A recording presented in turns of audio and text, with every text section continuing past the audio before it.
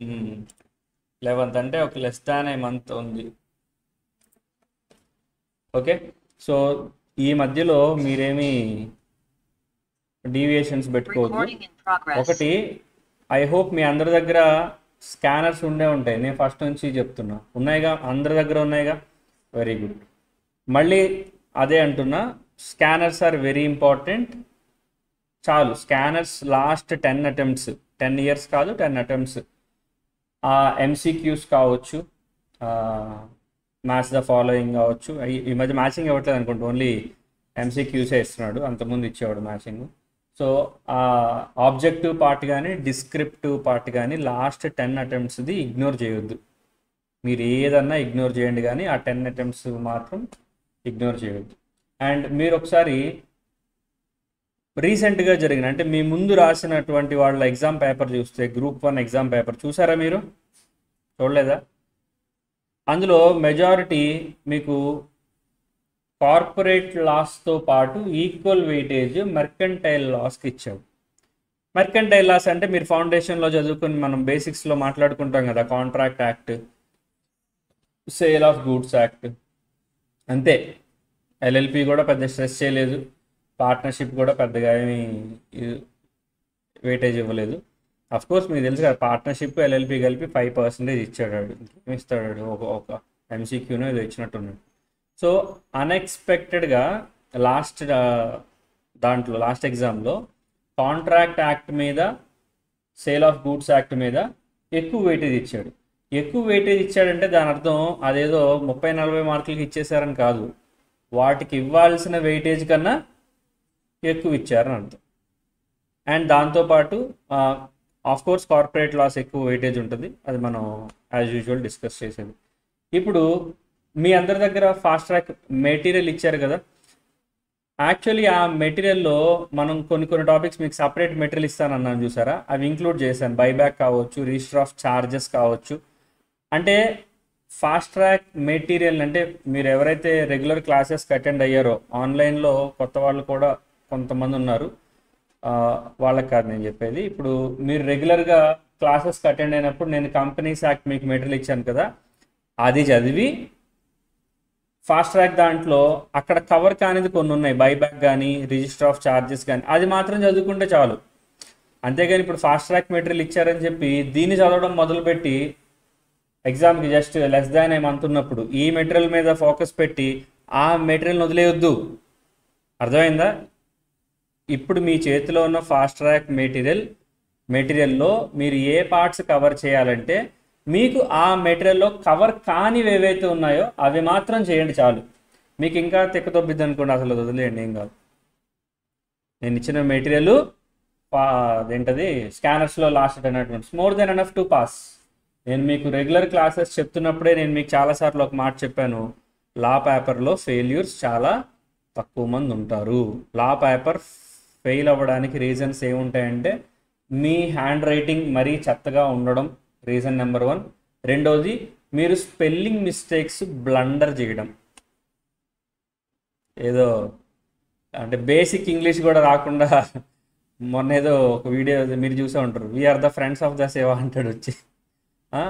అంటే ఇట్లాంటి చండాలమైన ఇంగ్లీష్ కాకుండా కొంచెం బేసిక్ ఇంగ్లీష్ మెయింటైన్ చేస్తే మీరు ఖచ్చితంగా లా పేపర్ పాస్ అయిపోతారమ్మా. అందులో మీరు ఎలాంటి టెన్షన్ పెట్టుకోవద్దు. ఎందుకంటే లా పేపర్ ఎట్లాంటిదంటే మీకు డిస్క్రిప్టివ్ కాబట్టి రాయాల్సి ఉంటుంది. కాబట్టి ఇప్పుడు ఆ రిలేటెడ్గా ఆ టాపిక్లో మీకు ఏం తెలిసినా మీరు రాయగలరు. ఫర్ ఎగ్జాంపుల్ మీకు చారిటబుల్ కంపెనీ గురించి అడిగారమ్మా, మీకు అసలు చారిటబుల్ కంపెనీ గురించి అంటే ఏంటో తెలియదు, కంపెనీ అంటే తెలుసు. అప్పుడు 5 మార్క్స్కి అడిగారు అనుకోండి చారిటబుల్ కంపెనీ గురించి.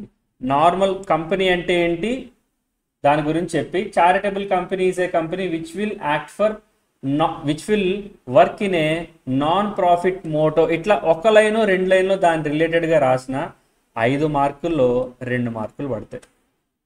అంటే మీకు నిజంగా చారిటబుల్ కంపెనీ అంటే తెలీదు, కానీ మీరేం చేశారు, కంపెనీ అంటే ఏంటో రాసి చారిటబుల్ కంపెనీ అంటే దాని గురించి 1 లైన్ రాశారు. అంటే ఇన్ఫ్యాక్ట్ మీరు వాడు ఏదైతే అడిగాడో దానికి మీరు ఆన్సర్ చేయలే, కానీ అవుట్ ఆఫ్ 5 మార్క్స్ మీకు ఎన్ని మార్క్స్ వచ్చాయి? 2 మార్క్స్ వచ్చాయి. మీ హ్యాండ్ రైటింగ్ కొంచెం నీట్గా ఉంటే. మరి ఏదో ముత్యాలు చెక్కినట్టు చెక్కక్కర్లేదు. అండ్ ఫర్ దిస్ స్కోరింగ్, ఈ టైప్ ఆఫ్ స్కోరింగ్కి ఏది ఇంపార్టెంటో తెలుసా? టోటల్ పేపర్ని అటెంప్ట్ చేయడం ఇంపార్టెంట్. అంటే అర్థం ఏంటి? మీకు ఇప్పుడు రెగ్యులర్ క్లాసెస్ చెప్పినప్పుడు మాట్లాడినట్టున్నా 100 మార్కులకి ఎగ్జామ్ మీకు పెట్టారు అంటే అందులో మినిమం 90+, 90 కూడా తక్కువే, 100 అవుట్ ఆఫ్ 100 మీరు అటెంప్ట్ చేసేయాలి. మీరు అనుకోవచ్చు మాకు తెలియంది మేము ఎలా అటెంప్ట్ చేస్తాం. ఇప్పుడు నేను చెప్పింది అదే. మరి తెలియంది ఎలా అటెంప్ట్ చేస్తామంటే, ఇప్పుడు నీకు చారిటబుల్ కంపెనీ అంటే తెలీదు, ఎలా రాస్తావు? డైరెక్టర్స్ తెలీదు, మీటింగ్స్ తెలీదు, బైబ్యాక్ తెలీదు, షేర్ హోల్డర్స్ అంటే ఏంటో తెలియదు, ఈక్విటీ షేర్ అంటే తెలీదు, ప్రిఫరెన్స్ షేర్ అంటే తెలీదు. ఏమీ తెలియకపోయినా వాటి గురించి ఎంతో కొంత స్మాల్ నాలెడ్జ్ అన్న ఉంటుందిగా, ఇన్సిగ్నిఫికెంట్ నాలెడ్జ్ అన్న ఉంటుంది కదా, వాటిని మీరు అటెంప్ట్ చేసినందుకు కూడా మీకు మార్క్స్ ఉంటాయి. మీకు ఆ విషయం తెలియదు. మీరు ఏదో ఎవరో చెప్పుంటారు పర్ఫెక్ట్గా వచ్చిన క్వశ్చన్స్ మాత్రమే రాయాలి ఇట్లా అని చెప్పి.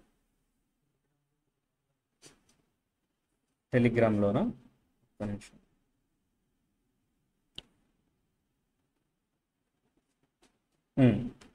ఓకే.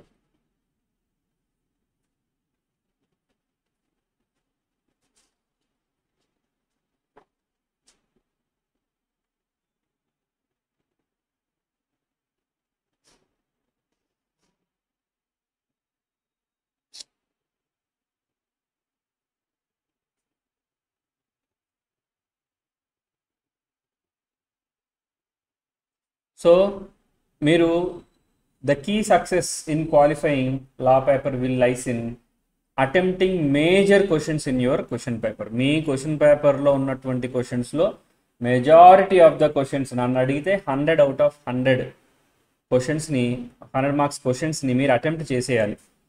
మీకు అస్సలు ఏమీ తెలీదు, యూ హ్యావ్ జీరో నాలెడ్జ్, అలాంటివి వదిలేయండి. మీరు ఇంకా చేయగలిగింది ఏం లేదు. కానీ మీరు రెగ్యులర్గా క్లాసెస్కి అటెండ్ అయిన వాళ్ళైతే జీరో నాలెడ్జ్ ఉండడానికి స్కోప్ లేదు. ఎందుకంటే ఆ టాపిక్ మీద మీకు ఫుల్ నాలెడ్జ్ లేకపోయి ఉండొచ్చు, బట్ అట్లీస్ట్ ఇప్పుడు బైబ్యాక్ గురించి అడిగారు అనుకోరా, బైబ్యాక్ అంటే ఏంటి? షేర్లని, ఇప్పుడు నేను మీకు చాలాసార్లు చెప్పా, షేర్ క్యాపిటల్ అంటే ఏంటి? రికార్డ్ అవుతుంది. షేర్ క్యాపిటల్ అంటే ఏంటి? కంపెనీకి డబ్బులు కావాలి, జనాల దగ్గరికి వెళ్ళి అడుక్కుంటుంది, అది అప్పు చేస్తుంది, దాన్ని షేర్ క్యాపిటల్ అంటారు. మరి దానికి ఆపోజిటే కదా బైబ్యాక్ అంటే. ఏంటి బైబ్యాక్? కంపెనీకి డబ్బులు అవసరమైనప్పుడు ఏం చేసింది? వెళ్ళి అప్పు తెచ్చుకుంది. ఇప్పుడు కంపెనీ దగ్గర బాగా డబ్బులు ఉంటే ఆ అప్పు తీర్చేస్తుంది. That is what we call buyback. అవునా కాదా? ఇంత మించి కొత్త పాయింట్ ఏమైనా ఉందా? లేదుగా. ఇప్పుడు మీరు గుర్తుపెట్టుకోవాల్సిన పాయింట్ ఏంటంటే, ఇక్కడ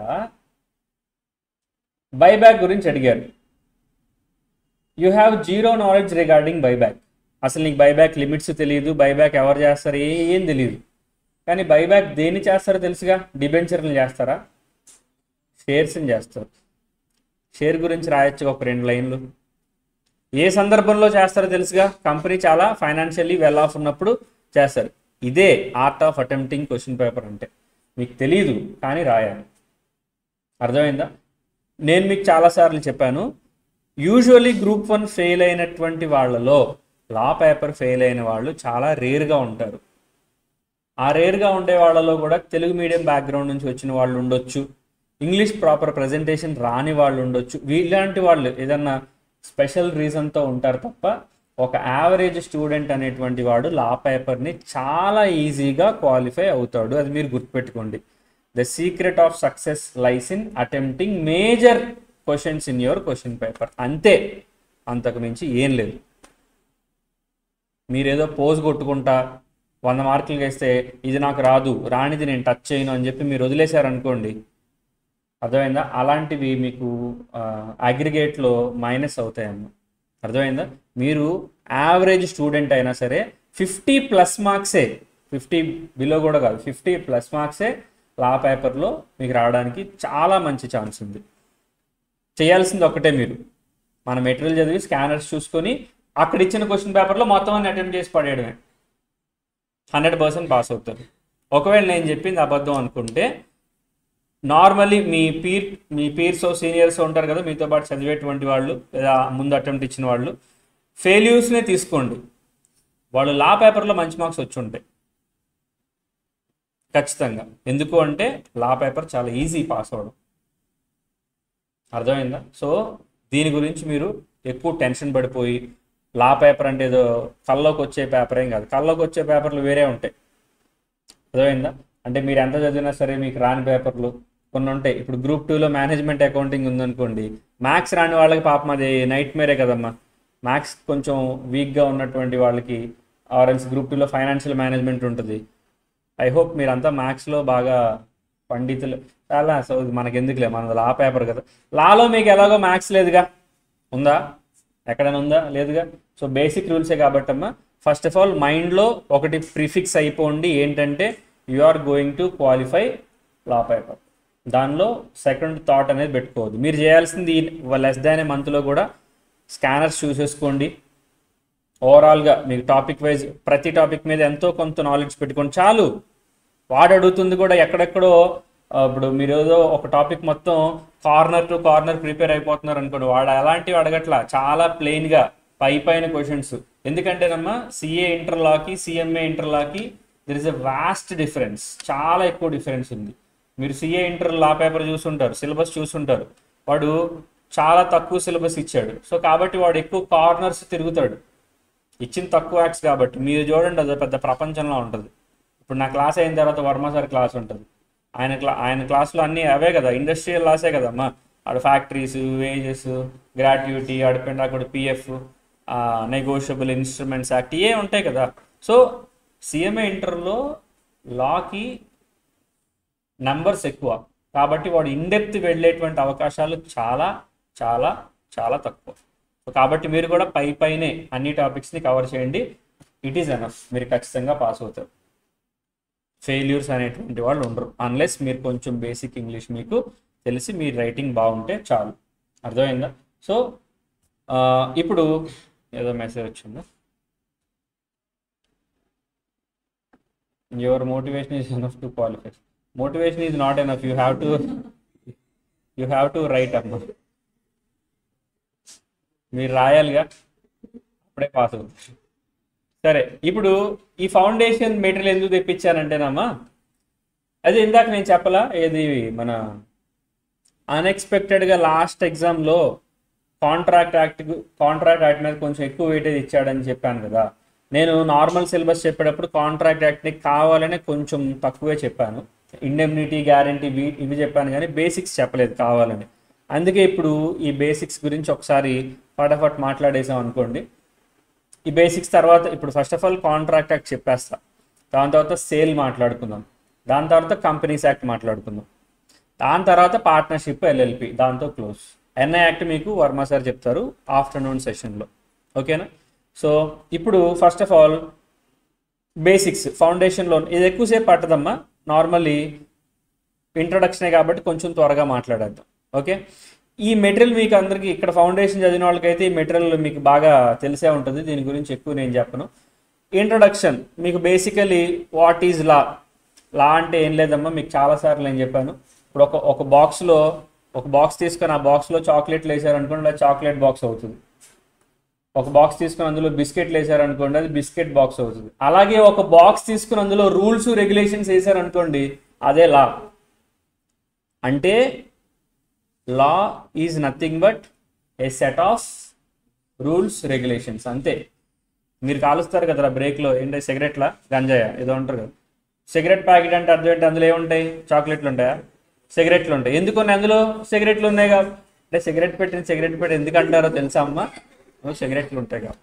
అలా ఇక్కడ కూడా లా అంటే law is nothing but A box containing set of rules and regulations, అంతే. ఎక్కడైనా నువ్వు అలా చేయకూడదు, ఇలా చేయాలి, ఆ పని చేయాలి, ఆ పని ఇప్పుడే చేయాలి, అప్పుడు చేయకూడదు, ఇట్లాంటి. మీరు ఇన్కమ్ ట్యాక్స్, జిఎస్టీ అని చదువుకున్నారు అనుకోండి, అందులో జిఎస్టీ రిటర్న్ ప్రతి నెల ఈ తారీఖులోపు వేయాలి, జిఎస్టీ పేమెంట్ ఈ తారీఖులోపు చేయాలి, టీడీఎస్ రిటర్న్ ఇలా వేయాలి, ఇన్కమ్ ట్యాక్స్ రిటర్న్, ఇవన్నీ యాక్ట్ చెప్పింది కాబట్టేగా చేస్తున్నాం మనం. So what to do, what not to do చెప్పేదే లా, అంతే. అండ్ తర్వాత నీడ్, ఎందుకు, what is the need of law అంటే ఒకటేనమ్మా, ఒక పద్ధతి ప్రకారం మీరు ఇలా ఉండాలి అని చెప్పకపోతే ఎవడిష్టం వచ్చినట్టు వాడు ఉంటాడు. సింపుల్గా అంతే కదా. మీరు ఒక హైవే మీద 160 స్పీడ్లోనో 120 స్పీడ్లోనో కార్లో వెళ్తున్నారమ్మా, సడన్గా వాడు కూడా 120 స్పీడ్లో ఎదురొస్తే నీ మైండ్ ఎలా ఉంటుంది అంటే షాక్ అవుతావు లేదా? వాడు అనుకుంటాడు మై లైఫ్ మై రూల్స్ అని చెప్పి వాడు వచ్చాడు అనుకోండి అమ్మ. అంటే ఇప్పుడు రోడ్డు మీద అందరూ ఎడమ చేతి వైపు వెళ్ళాలనే రూల్ పెట్టుకున్నారు కాబట్టే నువ్వు ప్రశాంతంగా వెళ్తున్నావు, నీకు యాక్సిడెంట్లు అవ్వకుండా ఉంటున్నాయి, ఒక పీస్ఫుల్ లివింగ్ అనేది నీకు వస్తుంది. ఎందుకు అంటే ఆ సెట్ ఆఫ్ రూల్స్ రెగ్యులేషన్స్ ఉన్నాయి కాబట్టి. ఇలా రాంగ్ రూట్లో వచ్చే వాళ్ళ మీద పనిష్మెంట్లో, పెనాల్టీసో, ఫైన్లో, పోలీసులు చూస్తే అరెస్ట్, హైవే మీద రాంగ్ రూట్లో రావడం చాలా క్రైమ్. అది actually it is punishable crime, అంటే ఇంప్రిజన్మెంట్ వచ్చేటువంటి క్రైమ్. ఇప్పుడు మీరు చూసే చాలామంది సెలబ్రిటీస్ కూడా జస్ట్ చిన్న చిన్న వాటికే చచ్చిపోయిన వాళ్ళు ఉన్నారు. ఈవెన్ ఆయన ఎన్టీఆర్ గారి తమ్ముడా అన్నయ్య ఎవరో సంథింగ్, ఆయన కూడా అలాగే కదా చనిపోయారు. హైదరాబాద్ టు విజయవాడ వస్తుంటే ఒక ట్రాక్టర్ పొలం పనులు చూసుకుని హైవేలో రాంగ్ రూట్లో వస్తుంటే దాన్ని తప్పించిపోయి కొంచెం కారు కంట్రోల్ తప్పింది, స్పాట్లో చచ్చిపోయారు. అది పెద్ద ఇష్యూ కూడా అయింది, అది వేరే విషయం. సో అట్లా అంటే అది చాలా పనిషబుల్ క్రైమ్ అనమాట. ఇప్పుడు పనిషబుల్ క్రైమ్ అని చెప్పి ఒక స్ట్రిక్ట్ అండ్ స్ట్రింజెంట్ రూల్స్ ఉండబట్టే చాలా తక్కువ మంది రూల్స్ను వైలేట్ చేస్తున్నారు. రూల్స్ను వైలేట్ చేసే ముందు ఆలోచిస్తున్నారు, ఎందుకు లేరా మనకు గొడవలు, చూస్తే అరెస్ట్ చేస్తారు, బండి సీజ్ చేస్తారు, పెనాల్టీలు వేస్తారు, ఎందుకు అనుకున్నారు కాబట్టి. అలా కాకుండా ఎవరి ఇష్టం వచ్చినట్టు వాళ్ళు ఉండొచ్చు అంటే ఇక్కడ పీస్ఫుల్ లివింగ్ అనేది ఉండదు. అందుకే అక్కడ నీడ్లో ఏం చెప్పాడు, law is needed in society to protect people's property and rights with a view to give peaceful living and justice. Next, why should we know law? మీకు ఇది తెలిసిందే, చిన్నప్పుడు చెప్పుకుంటారు, ఇగ్నోరెన్షియా జురిస్ నాన్ ఎక్స్క్యూజ్ యాక్ట్. అంటే ignorance of law is not an excuse. అంటే నువ్వు ఒక తప్పు చేసేసి నాకు తెలియదు, నాకు గుర్తులేదు, నేను మర్చిపోయాను ఇట్లా అంటే it is not an excusable ground to excuse. అంటే నిన్ను వదిలేయడానికి అదొక ప్రాపర్ ఎక్స్క్యూజ్ కాదు. You must know the law of land. Law of land అంటే నువ్వు ఏ కంట్రీలో సిటిజనో ఆ కంట్రీలో లా ఖచ్చితంగా తెలుసుకోవాలి.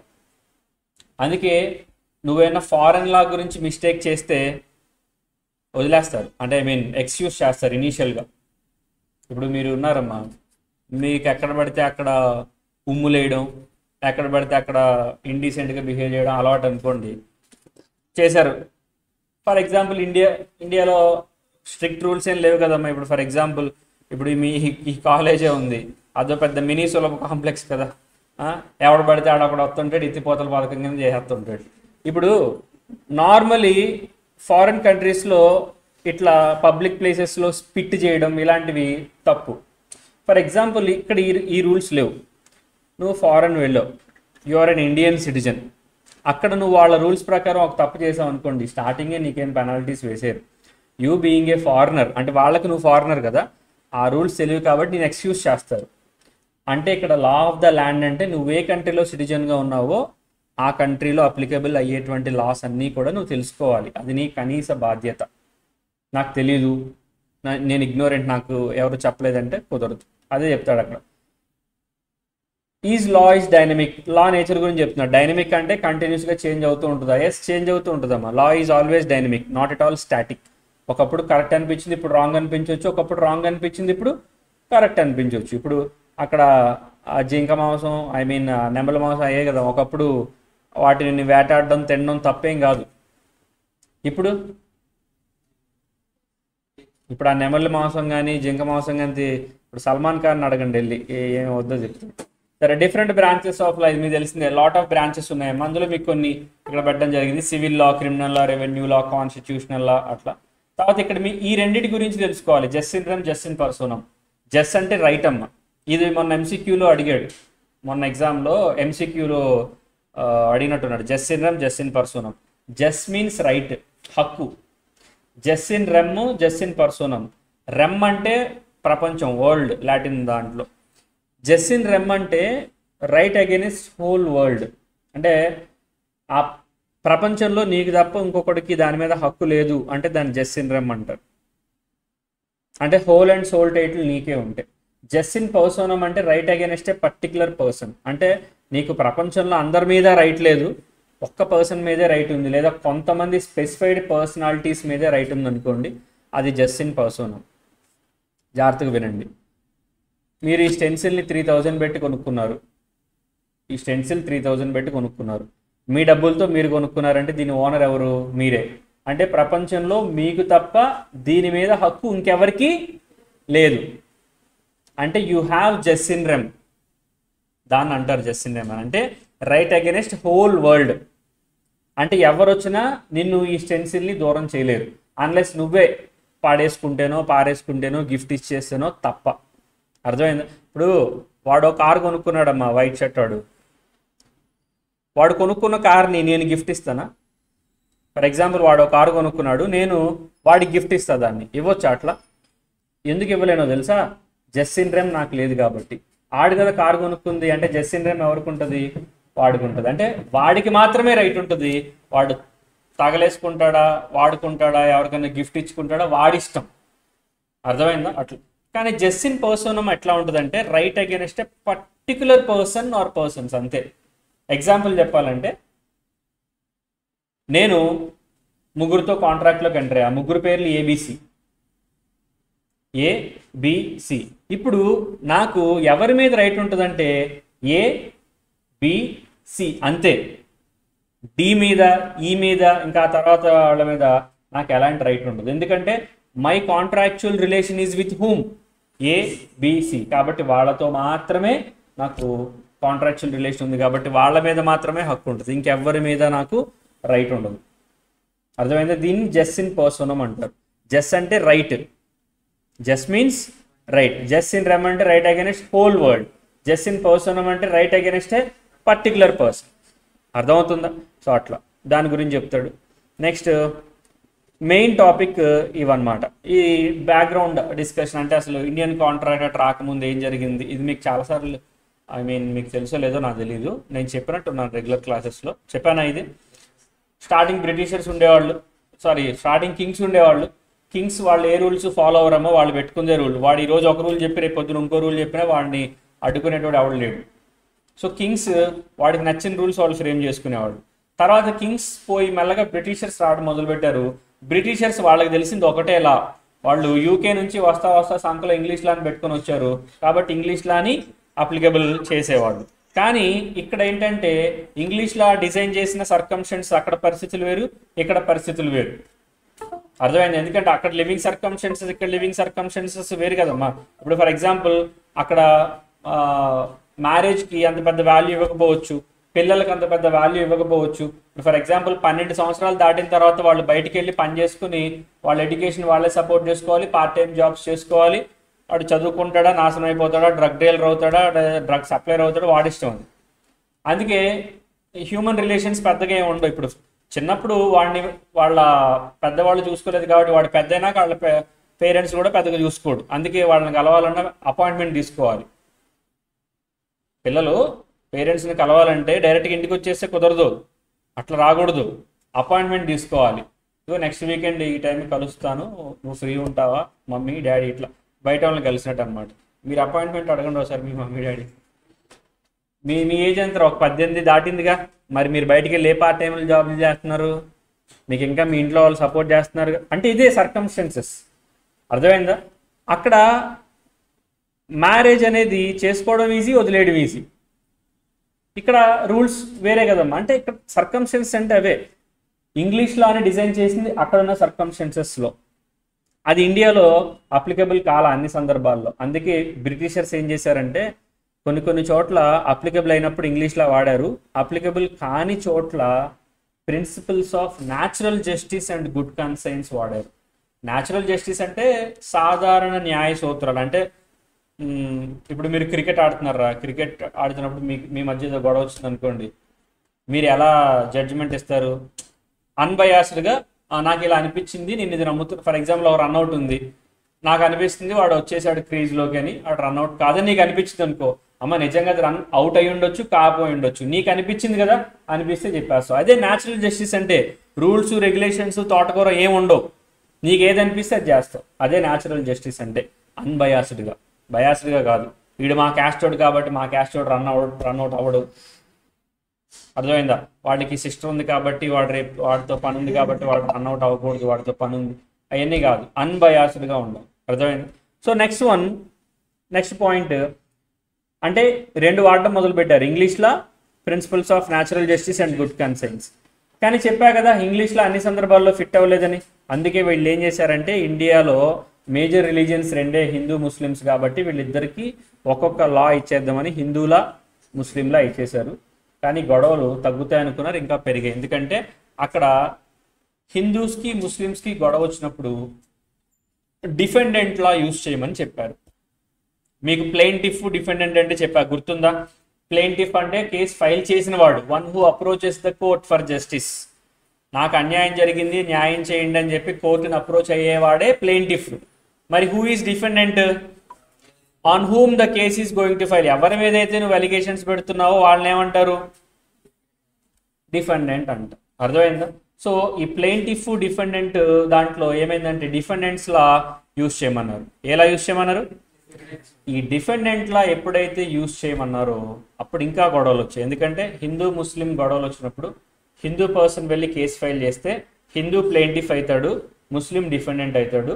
డిఫెండెంట్స్ లా వాడాలి కాబట్టి ముస్లిం లా వాడతారు. అంటే హిందూ పర్సన్ కేసు ఫైల్ చేస్తే ముస్లిం లా ప్రకారం జడ్జిమెంట్ ఇస్తున్నారు, వైస్ వర్సా. ముస్లిం వెళ్ళి కేసు ఫైల్ చేస్తే హిందూ లా ప్రకారం జడ్జిమెంట్ ఇస్తున్నారు. ఇది నచ్చలా చాలా మందికి. నచ్చక వీళ్ళు ఏం చేశారంటే మళ్ళీ గొడవలు స్టార్ట్ అయ్యాయి.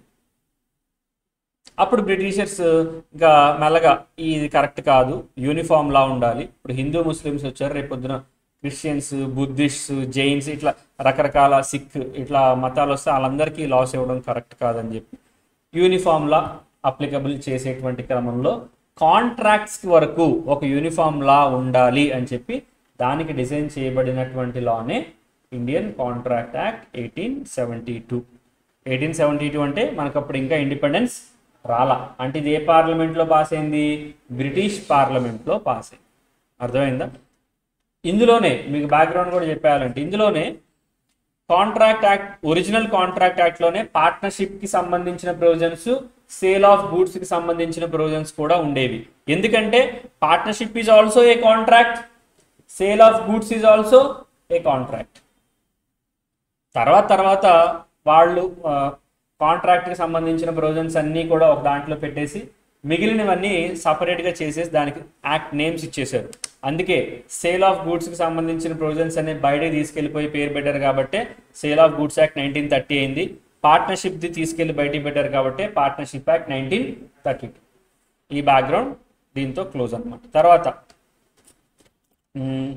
రైట్స్ ఆబ్లిగేషన్స్, ఇది తెలిసిందే. రైట్స్ ఆబ్లిగేషన్స్ ఏం లేదమ్మా, కాంట్రాక్ట్లో ప్రతి పార్టీకి కొన్ని రైట్స్ ఉంటాయి, కొన్ని ఆబ్లిగేషన్స్ ఉంటాయి. వాడు ఆబ్లిగేషన్స్ అంటే డ్యూటీస్, వాడు చేయాల్సిన పనులు. వాడి పని ఎప్పుడైతే వాడు చేశాడో వాడికి రైట్స్ వస్తాయి. ప్రతి వాడికి రైట్స్ ఉంటాయి, ప్రతి వాడికి ఆబ్లిగేషన్స్ ఉంటాయి. నాకు రైట్స్ ఒకటే చాలు, ఆబ్లిగేషన్స్ వద్దు అంటే కుదరదు. లేదా నాకు ఆబ్లిగేషన్స్ ఒకటే చాలు, రైట్స్ వద్దు అన్నా కూడా కుదరదు. నువ్వు కాంట్రాక్ట్లోకి ఎంటర్ అవుతున్నావు అంటే నీకు రెండు వస్తాయి ఖచ్చితంగా. ఏంటవి? అంతే.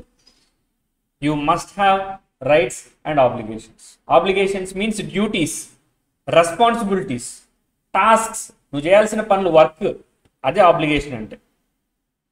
రైట్స్ అంటే నువ్వు చేయాల్సిన పని చేసినప్పుడు నీకు వచ్చే హక్కు, దాన్నే రైట్ అంట.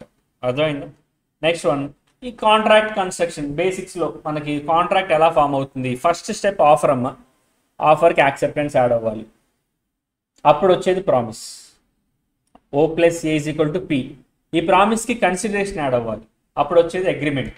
ఈ అగ్రిమెంట్కి లీగల్ ఎన్ఫోర్సిబిలిటీ ఉంటే అప్పుడు కాంట్రాక్ట్ వస్తుంది. అందుకే మీరు చదువుతారు, all agreements are not contracts but all contracts are agreements. ఎందుకంటే అగ్రిమెంట్ దాకా వెళ్ళిందంటే ఖచ్చితంగా కాంట్రాక్ట్ అవుద్దని తెలియదు, అవ్వచ్చు. ఎందుకని? లీగల్ ఎన్ఫోర్సిబిలిటీ ఉండొచ్చు, ఉండకపోవచ్చు.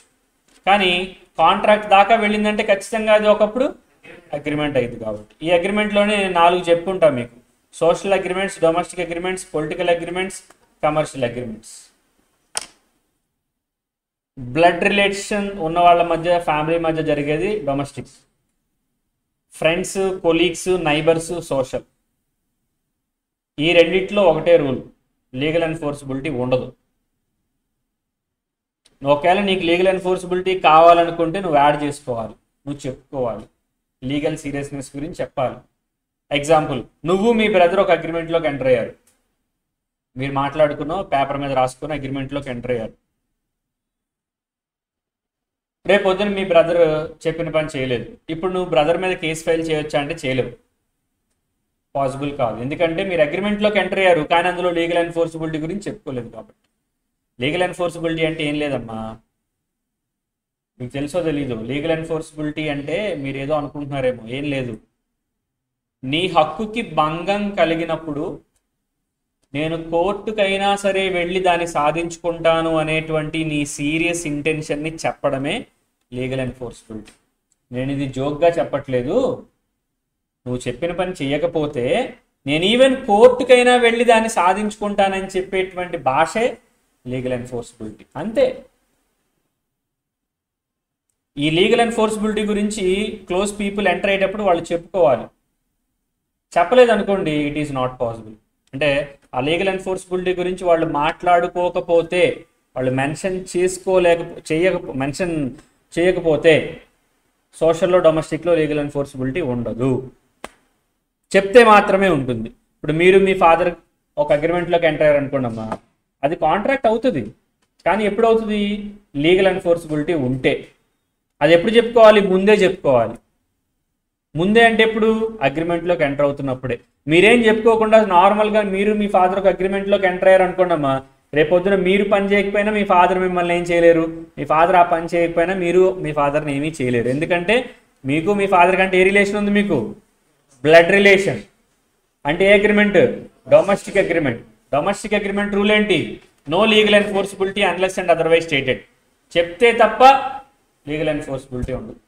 అట్లా పొలిటికల్లో నువ్వేం చేసినా ఉండదు, నువ్వు చెప్పినా ఉండదు, చెప్పపోయినా ఉండదు.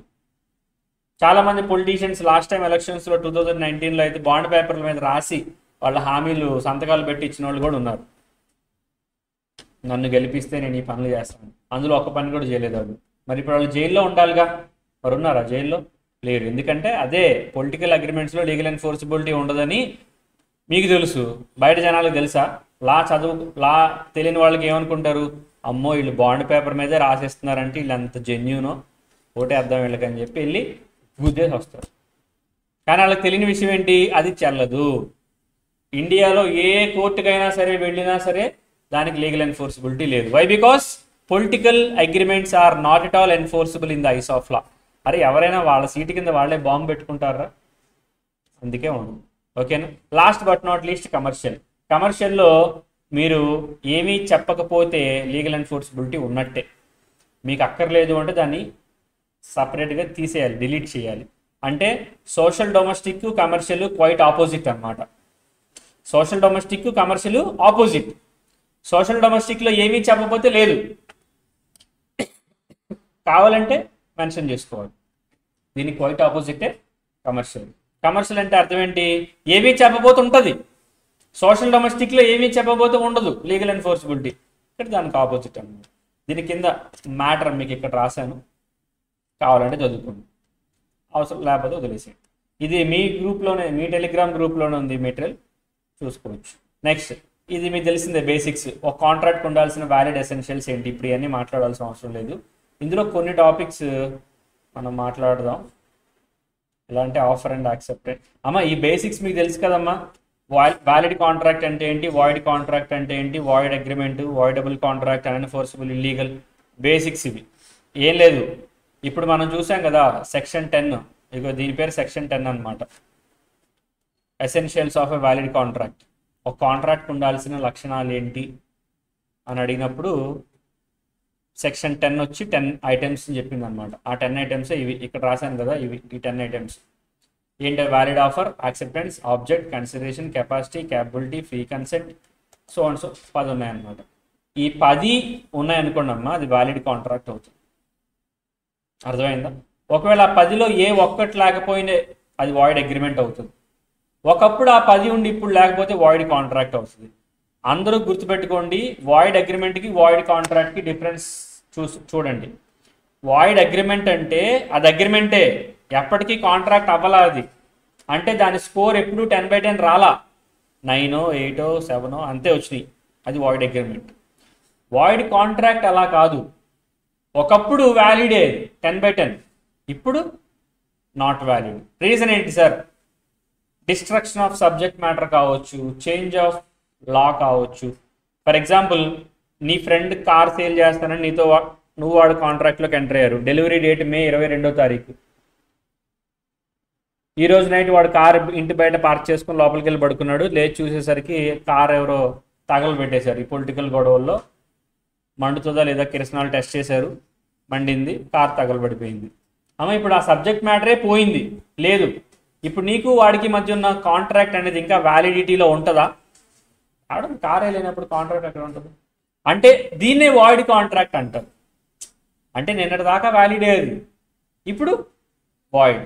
దీన్ని వాయిడ్ కాంట్రాక్ట్ అంటారు. మరి వాయిడ్ అగ్రిమెంట్ అని దేన్ని అంటారు? అసలు ఇద్దరి మధ్య ఉన్నటువంటి అగ్రిమెంట్ అసలు ఎప్పటికీ కాంట్రాక్ట్ అవ్వలేదు. అది ఫ్రమ్ బిగినింగ్ ఇట్ సెల్ఫ్ అది ఓకే. స్టార్టింగ్ నుంచి అది ఎప్పుడు కాంట్రాక్ట్ మంచిగా అవ్వాల. ఫస్ట్ నుంచి దాని స్కోర్ 10/10 రాలా, 9, 8, 7 ఏదో ఒక పాయింట్ మిస్ అయింది అందులో, దాన్ని వాయిడ్ అగ్రిమెంట్ అంటారు. అమ్మ ఇవన్నీ బేసిక్సే, మీకు తెలిసే ఉండొచ్చు. ఎందుకు చెప్తున్నావు అంటే అన్ఎక్స్పెక్టెడ్గా కాంట్రాక్ట్ యాక్ట్ మీద ఏమన్నా ఇలాంటి బేసిక్స్లో ఇస్తే, అడ్వాన్స్ నేనేం చెప్పను, ఆల్రెడీ మనం క్లాసెస్లో డిస్కస్ చేసినవి. అవి కాకుండా ఇవి మీకు ఎందుకు చెప్తున్నాను అంటే స్టార్టింగ్లో వీటి మీద ఏమైనా అన్ఎక్స్పెక్టెడ్గా లాస్ట్ టైం ఇచ్చినట్టు, లాస్ట్ టైం ఎవరు ఎక్స్పెక్ట్ చేయాల కాంట్రాక్ట్ సేల్కి అంత వెయిటేజ్ ఇస్తారని. మీరు చూసారా క్వశ్చన్ పేపర్ చూసారా మీరు? కన్సిడరేషన్ మీద కూడా క్వశ్చన్స్ అడిగాడు. నో కన్సిడరేషన్, నో కాంట్రాక్ట్ మీద, ఎక్సెప్షన్స్ వాటి మీద ఏదో క్వశ్చన్ అడిగాడు. 6 మార్క్స్కో 5 మార్క్స్కో సంథింగ్. అర్థమైంది? అందుకనే ఈ బేసిక్స్ కూడా వదలకుండా డిస్కస్ చేస్తున్నాం అంతే. ఓకే, నెక్స్ట్ వన్ ఈ బేసిక్స్. నెక్స్ట్ మర్చిపోయి ఇది మాట్లాడుతున్నాం కదా, ఇది వ్యాలిడ్కి వాయిడ్కి వాయిడ్ అగ్రిమెంట్కి తేడా. నాలుగోది వాయిడబుల్ కాంట్రాక్ట్. మీకు వాయిడబుల్ కాంట్రాక్ట్ అంటే తెలుసా?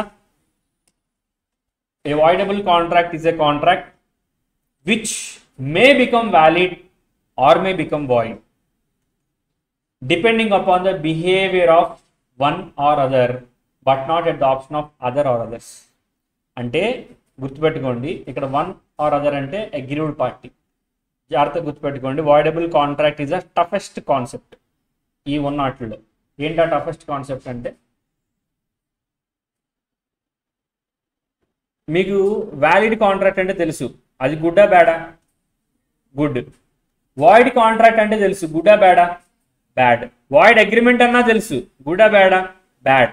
కానీ వాయిడబుల్ కాంట్రాక్ట్ గుడ్డో బ్యాడో దానికే తెలియదు, ఇంక మీకేం తెలుసు? Voidable contract may be good, may be bad depending upon the behaviour of aggrieved party. అది గుడ్ అవ్వాలన్నా బ్యాడ్ అవ్వాలన్నా అగ్రీవ్డ్ పార్టీ మీద ఉంటుంది, but not at the option of other or others. అక్కడ అదర్ ఆర్ అదర్స్ అంటే defaulting parties, తప్పు చేసినాడు.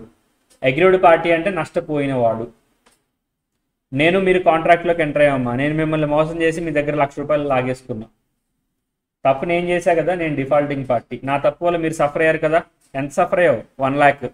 కాబట్టి మీ పేరు అగ్రీవ్డ్ పార్టీ. ఇప్పుడు కాంట్రాక్ట్ మన ఇద్దరి మధ్య ఉన్నది వ్యాలిడ్ అవ్వాలన్నా వాయిడ్ అవ్వాలన్నా నీ బట్టే ఉంటుంది.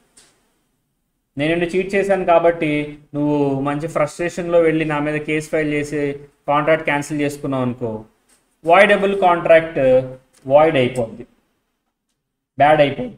అర్థమైందా? ఒకవేళ ఆ ఫోన్లే పర్లేదులే వదిలేసావు అనుకో, వాయిడబుల్ కాంట్రాక్ట్ వ్యాలిడ్ అవుతుంది. చూసారా, వాయిడబుల్ కాంట్రాక్ట్ వ్యాలిడ్ అవ్వాలన్నా వాయిడ్ అవ్వాలన్నా మీ బట్టే ఉంది. మీరెవరు? Aggrieved party. అంటే వాయిడబుల్ కాంట్రాక్ట్ వ్యాలిడా వాయిడా? చెప్పలేం. వ్యాలిడ్ అవ్వచ్చు, వాయిడ్ అవ్వచ్చు. అందుకే అటు ఇటుగాని కాంట్రాక్ట్ అనమాట, అదే వాయిడబుల్ కాంట్రాక్ట్. ఓకేనా? నెక్స్ట్ ఈ బేసిక్స్, ఈ అన్ఎన్ఫోర్సబుల్, ఇల్లీగల్ ఇవన్నీ అవసరం లేదు. ఎందుకంటే అన్ఎన్ఫోర్సబుల్ కాంట్రాక్ట్ అంటే అన్నీ బాగానే ఉండి ఏదైనా ఒక చిన్న సబ్జెక్ట్ మ్యాటర్లో డిఫెక్ట్ ఉండదని అన్ఎన్ఫోర్సబుల్ అంటారు. ఇల్లీగల్ మీకు తెలిసిందే, డైలీ మీరు చేసే పనులు అయ్యండి. నెక్స్ట్ తెలుసా, ఇల్లీగల్ అంటే లాక్ అగెనెస్ట్గా మీరు చేసేది ఏదైనా సరే ఇల్లీగల్ అవుతుందమ్మా. ఇల్లీగల్ అగ్రిమెంట్స్ అన్నీ అంటారు తప్ప ఇల్లీగల్ కాంట్రాక్ట్స్ అంటారు. ఎందుకంటే కాంట్రాక్ట్ అవ్వాలి అంటే లీగల్ ఎన్ఫోర్సబిలిటీ కావాలి కదా. ఇల్లీగల్ పనులకు లీగల్ ఎన్ఫోర్సబిలిటీ ఉంటుందా? ఒకరిని మర్డర్ చేయిద్దామని చెప్పి వాడితో బాండ్ పేపర్లో సంతకం పెట్టించుకుంటావు నువ్వు, సుపారీ ఇచ్చేటప్పుడు చేయించుకోరు కదమ్మా. ఇప్పుడు అందుకే తర్వాత వస్తుంది ఇల్లీగల్ అగ్రిమెంట్స్లో position of a plaintiff is worse than position of defendant. Dialogue గుర్తుపెట్టుకోండి, మేబీ ఎంసీక్యూస్లో ఎక్కడ అడగొచ్చు. In case of illegal agreements the position of a plaintiff is worst than position of a defendant. దీన్ని ఇంకా చెప్పాలంటే position of defendant is better than position of plaintiff. Example, ఇప్పుడు for example X Y ఉన్నారు. X వాళ్ళ close friend ఎవరినో చంపేయమని చెప్పి why అనే రౌడీకి అడ్వాన్స్ ఇచ్చాడు, 10 లక్షలు అడ్వాన్స్ ఇచ్చాడు. వై అంటున్నాడు, వై ఎప్పుడు ఎక్స్ అడుగుతున్నాడు, ఎప్పుడు చంపుతావు, ఇంకా అడ్వాన్స్ తీసుకున్నావు కదా, ఇంకా ఏంటి ఇనిషియేట్ చేయట్లేదు, వాడు నా ముందే మంచి మంచి బట్టలు వేసుకొని మంచి మంచి కార్లో తిరుగుతున్నాడు, నాకు నచ్చట్లేదు, అర్జెంటుగా వాడిని వేసేయి అంటున్నాడు. వై అంటున్నాడు, అదే పనిలో ఉన్నా నేను కూడా, కత్తి నూరే పనిలో ఉన్నా, కత్తి నూరడం అయిపోయిన తర్వాత వేసేస్తా అన్నాడు. వెయిట్ చేస్తున్నాడు. మళ్ళీ వెళ్ళి అడిగాడు, ఏంటి ఎలక్షన్స్ కూడా అయిపోయినాయి ఇంకెప్పుడు వేస్తాం అన్నాడు. పోలింగ్ రిజల్ట్స్ వచ్చిన తర్వాత వేస్తాను. ఇట్లా ల్యాగ్ చేసుకుంటూ వెళ్తున్నాడమ్మా వై. ఎక్స్కి బాగా ఉక్రోషం వచ్చేసింది, నా డబ్బులు తీసుకున్నాడు, చంపమంటే చంపట్లేదని చెప్పి పోలీస్ స్టేషన్కి వెళ్ళాడు. పోలీస్ స్టేషన్కి వెళ్ళి పోలీస్ గారు చూడండి, నాకు అన్యాయం జరిగింది, నా డబ్బులు 10 లక్షలు తీసుకున్నాడు.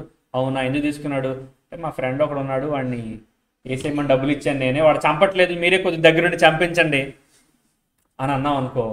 సరే, ఆ వై అనేటువంటి వాడు ఎక్కడున్నాడు, కత్తి ఎక్కడ నూరుతున్నాడు అదంతా పక్కనెట్టి ముందు నిన్ను లోపలేస్తారు. అరే నువ్వు అన్యాయం జరిగిందని వెళ్ళావు నువ్వే కదా, అంటే నీ పేరు ప్లెయింటిఫే కదా, డిఫెండెంట్ని కూడా పట్టుకుంటారు, అది వేరే విషయం, కానీ డిఫెండెంట్ కన్నా ముందు నిన్ను పట్టుకుంటారు. అందుకే అన్న, position of a plaintiff is worst than position of a defendant. ఇద్దరు వేస్టే, ఇద్దరు సిచ్యువేషన్ వరస్టే, కానీ ఇద్దరిలో ఎవరు టూ బ్యాడ్ టూ వర్స్ట్ అంటే plaintiff is worst, defendant is better అన్న. అర్థమైందా? అది నెక్స్ట్ ఈ బేసిక్స్లో ఇంకో చాప్టర్ కూడా నేను డిస్కస్ చేయాలనుకుంటున్నాను, అదే ఆఫర్ అండ్ యాక్సెప్ట్. దీని తర్వాత కన్సిడరేషన్ కూడా డిస్కస్ చేసి ఈ బేసిక్స్ ఆపేస్తాను. Okay, so offer and acceptance మీకు తెలిసిందే, 2 టాపిక్స్ ఉంటాయమ్మా, ఆఫరు యాక్సెప్టెన్స్. ఆఫర్కి ఫస్ట్ డెఫినేషన్ చెప్తాడు, వెన్ వన్ పర్సన్ గివ్స్. అదే మీరు అసలు ఈ గుర్తున్నాయారా మీకు? ఆఫర్ డెఫినేషన్ ఎవడన్నా చెప్తాడు చూడకుండా? When one person signifies his willingness to do or abstain from doing anything with a view to obtain the assent of the other person, then he is said to make a proposal. ఒక వ్యక్తి ఇంకో వ్యక్తికి ఒక పని చేద్దామని కానీ చేయొద్దని కానీ ఒక స్టేట్మెంట్ ఇస్తూ, ఆ స్టేట్మెంట్ ఎలా ఇవ్వాలి, ఎదుటి పర్సన్ యొక్క కన్సెంట్ అడిగేలా ఉండాలి. నువ్వు ఖచ్చితంగా చెయ్యాలి అని చెప్పి చెప్పకూడదు. ఆర్డర్ వేరు, ఆఫర్ వేరు. ఆర్డర్లో ఆప్షన్స్ ఉండవు, అర్థమైందా? ఖచ్చితంగా ఓ పని చేయాల్సిందే, అది ఆర్డర్. ఆఫర్ అట్లా కాదు, చేద్దామా వద్దా with a view to find the willingness of the other party. నువ్వేమంటావు అని కనుక్కోవడమే ఆఫర్ అనమాట. ఇదిగోండి డెఫినేషన్ అదే. ఇదిగోండి, when one person signifies to another his willingness to do or abstain from doing. ఒక పని చేద్దామని కానీ చేయొద్దని కానీ. అబ్స్టైన్ అంటే అర్థం అడ్డుకోవడం, ఆపడం. Anything with a view to, ఎలాంటి ఉద్దేశంతో, obtain the assent of the other person, ఎదుటి పర్సన్ యొక్క కన్సెంట్ అబ్టైన్ చేసేలా ఉంటుంది. Then he said to make an offer. అర్థమైందా? అక్కడ ఆఫర్ ఇచ్చేటువంటి వాడు ఆఫరర్ అమ్మ, తీసుకునేటువంటి వాడు ఆఫరీ. అక్కడ పాజిటివ్ నెగిటివ్ 2 పెట్టాను, ఎందుకంటే ఒక పని చేయడానికి ఆఫర్ ఇస్తే పాజిటివ్ ఆఫర్, చేయకుండా ఉండడానికి ఆఫర్ ఇస్తే negative offer. Types of offers ఇది తెలిసిందే, ఎక్స్ప్రెస్ ఆఫర్, ఇంప్లాయిడ్ ఆఫర్. మాటల్లో ఆర్ రాతపూర్వకంగా ఇస్తే ఎక్స్ప్రెస్, మాటలు లేవు అసలు బిహేవియర్ ద్వారా ఆఫర్ ఇస్తే implied offer. Next general offer, specific offer, అంటే అందరికీ ఓపెన్ ఫర్ ఆల్ అలా ఇస్తే జనరల్ ఆఫర్. లేదండి this offer is not open for all, ఇది అందరికీ కాదు, నాకు కొంతమంది స్పెసిఫైడ్ పీపుల్ ఉన్నారు వాళ్ళకి మాత్రమే ఈ ఆఫర్ అని చెప్పారనుకోండి, స్పెసిఫిక్ ఆఫర్. 622.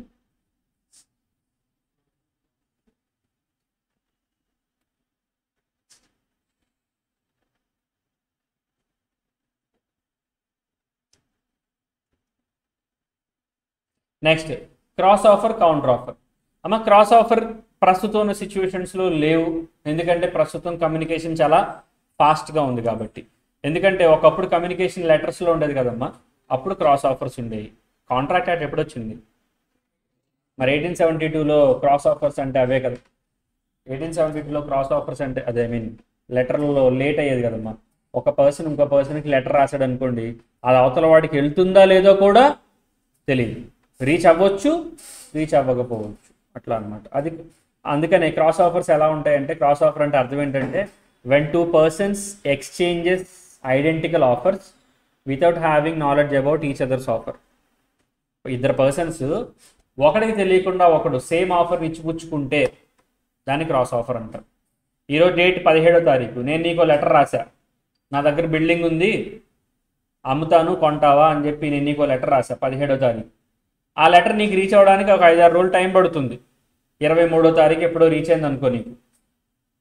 నువ్వు 19వ తారీఖు నువ్వు నాకు లెటర్ రాసావు. అరే నేను ఒక ఆఫర్ ఇచ్చాననే విషయం నీకు ఎప్పుడు దాకా తెలియదు, 23rd దాకా తెలియదు. కానీ నువ్వు 19వ తారీఖు నువ్వు నాకు ఆఫర్ ఇచ్చావు. ఏమని ఆఫర్ ఇచ్చావు? నీ దగ్గర హౌస్ ఉంది కదా, అది నాకు అమ్ముతావా సో అండ్ సో కన్సిడరేషన్కి అని చెప్పి నువ్వు నాకు ఆఫర్ ఇచ్చావు.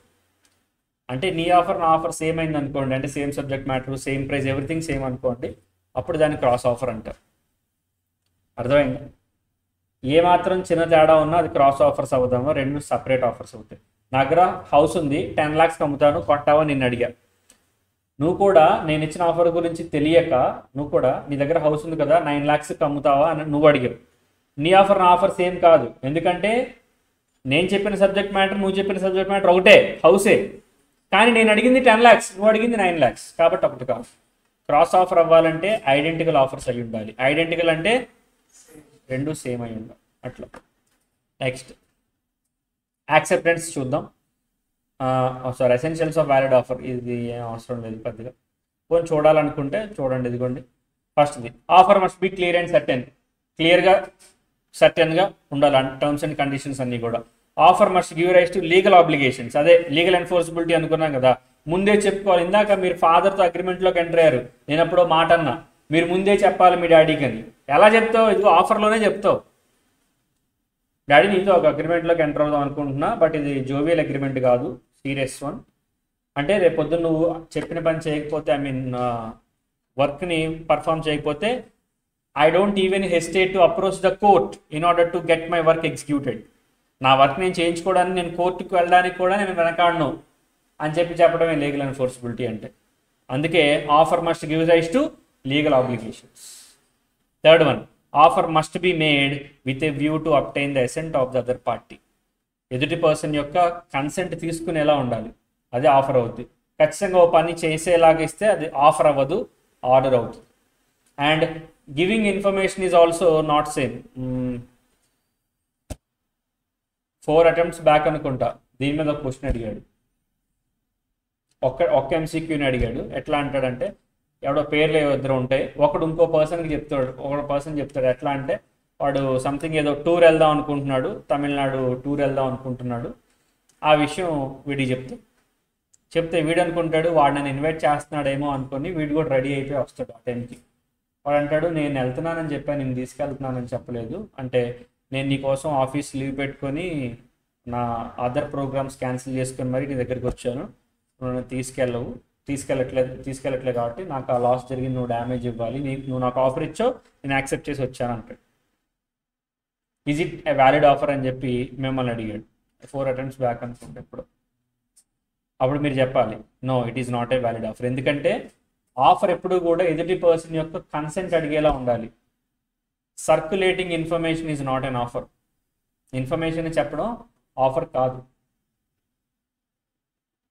నేను సాయంత్రం సినిమాకి వెళ్తున్నానని మీకు చెప్పాను రా అంటే మిమ్మల్ని రమ్మన్నానా? కాదు, అది circulating information. And asking opinion is also not offer. Opinion అడగడం కూడా ఆఫర్ కాదు. ఫర్ ఎగ్జాంపుల్, నువ్వు మీ ఫ్రెండ్ బట్టలు కొనుక్కోవడానికి క్లాత్ షోరూమ్కి వెళ్ళారు, అరే ఈ షర్ట్ బాగుందా అని నువ్వు అడిగావు నీ ఫ్రెండ్ని, అంటే ఆడికి కొనేసి ఇస్తావా? ఆడిని అడిగేవి ఏంటంటే ఇది బాగుందా బాగాలేదని అడిగావు, అంటే you have asked his opinion, that's it. You didn't give any sort of offer to your friend. కాబట్టి circulating information, asking opinion, these are all not offers. ఎందుకు ఆఫర్స్ కావాలంటే అందులో లీగల్ ఆబ్లిగేషన్స్ ఉండవు, అందులో ఎదుటి పర్సన్ యొక్క కన్సెంట్ కూడా ఉండదు. నువ్వు జస్ట్ వాడు ఒపీనియన్ అడుగు, అరే సింపుల్ రా, నీకు షర్ట్ నచ్చిందిరా, నువ్వు కొనుక్కోవాలని బలంగా ఫిక్స్ అయ్యావు, నీ ఫ్రెండ్ బాగాలేదని అన్నాడు, వదిలేస్తావా? నువ్వు ఫిక్స్ అయితే నీ ఇష్టం, వేసుకుని తిరిగేది నువ్వు కాబట్టి బొరాన్ షర్ట్లు వేసుకొని నువ్వే తిరుగు. అంతేగాని వాడెవడో ఏదో చెప్పాడని చెప్పి నువ్వు తగ్గాల్సినటువంటి అవసరం లేదు. అది కంప్లీట్లీ ఇట్స్ యువర్ ఒపీనియన్ అట్లా అన్నమాట.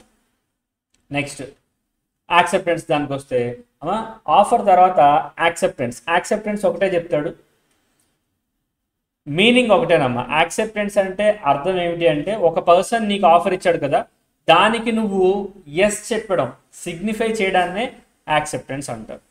అదే రూల్ అక్కడ డెఫినేషన్ చూడండి. When the person to whom the proposal is made signifies he's Accent. Signify అంటే కమ్యూనికేట్ చేయడం. Communicate what? ఎసెంట్. ఎసెంట్ అంటే యాక్సెప్టెన్స్, అవును అని చెప్పడాన్ని, ఎస్ చెప్పడాన్ని. ఒక పర్సన్ నువ్వు ఆఫర్ ఇచ్చావు, అవతల వాడు దానికి ఎస్ చెప్పాడు, సిగ్నిఫై చేశాడు ఎసెంట్ని. That is what we call acceptance. Acceptance essentials ఇవి చాలా ఇంపార్టెంట్. చూడండి, మేబీ లాస్ట్ టైం ఆఫర్లో అడిగాడు కాబట్టి ఈసారి యాక్సెప్టెన్స్లో అడగొచ్చేమో. చూడండి యాక్సెప్టెన్స్ చూడండి. First one, acceptance must be absolute and unqualified. అమ్మా అబ్సల్యూట్ అంటే క్లియర్, అన్క్వాలిఫైడ్ అంటే అన్కండిషనల్. ఏంటిదమ్మా? Unconditional. Acceptance must be communicated. అంటే యాక్సెప్టెన్స్ అనేది నువ్వు చెప్పాలి, చెప్పకుండా నువ్వు మనసులో 100 బూతులు తిట్టుకుంటే, లేదా ఇప్పుడు నీ ఫ్రెండ్ నీకు ఆఫర్ ఇచ్చాడురా, నువ్వు వాడి కళ్ళలో కళ్ళు పెట్టి చూస్తున్నావు, ఒరే ఏంట్రా దెయ్యం పట్టిన వాళ్ళ చూస్తున్నావు, నువ్వు ఎస్ అన్నా చెప్పరా అంటే, ఎన్నాళ్ళ నుంచి నాతో ఉన్నావు, నా కళ్ళు నీతో మాట్లాడట్లేదా, నీ మనసు నాకు తెలుసు, నా మనసు నీకు తెలుసు, ఈ నువ్వు నా ఒకటి సినిమా టైటిల్స్ చెప్పకూడదు. నువ్వు నేను, నువ్వు నాకు నచ్చావు, ఇట్లాంటి టైటిల్స్ చెప్పకూడదు. అరే నువ్వు చెప్పాలనుకున్నది ఏదో ఎస్సా నువ్వా చెప్పి సావు. It must be clearly communicated. అంతేగాని ఇట్లాంటి మోగనోములు మోగ సైగలు ఈ పనికి రావు. Next, acceptance must be in prescribed mode or reasonable mode. అంటే యాక్సెప్టెన్స్ ఎప్పుడు కూడా రీజనబుల్ మోడ్లో ఉండాలి, ఆర్ ప్రిస్క్రైబ్డ్ మోడ్. ప్రిస్క్రైబ్డ్ అంటే అర్థం తెలుసా మీకు? చెప్పిన మోడ్.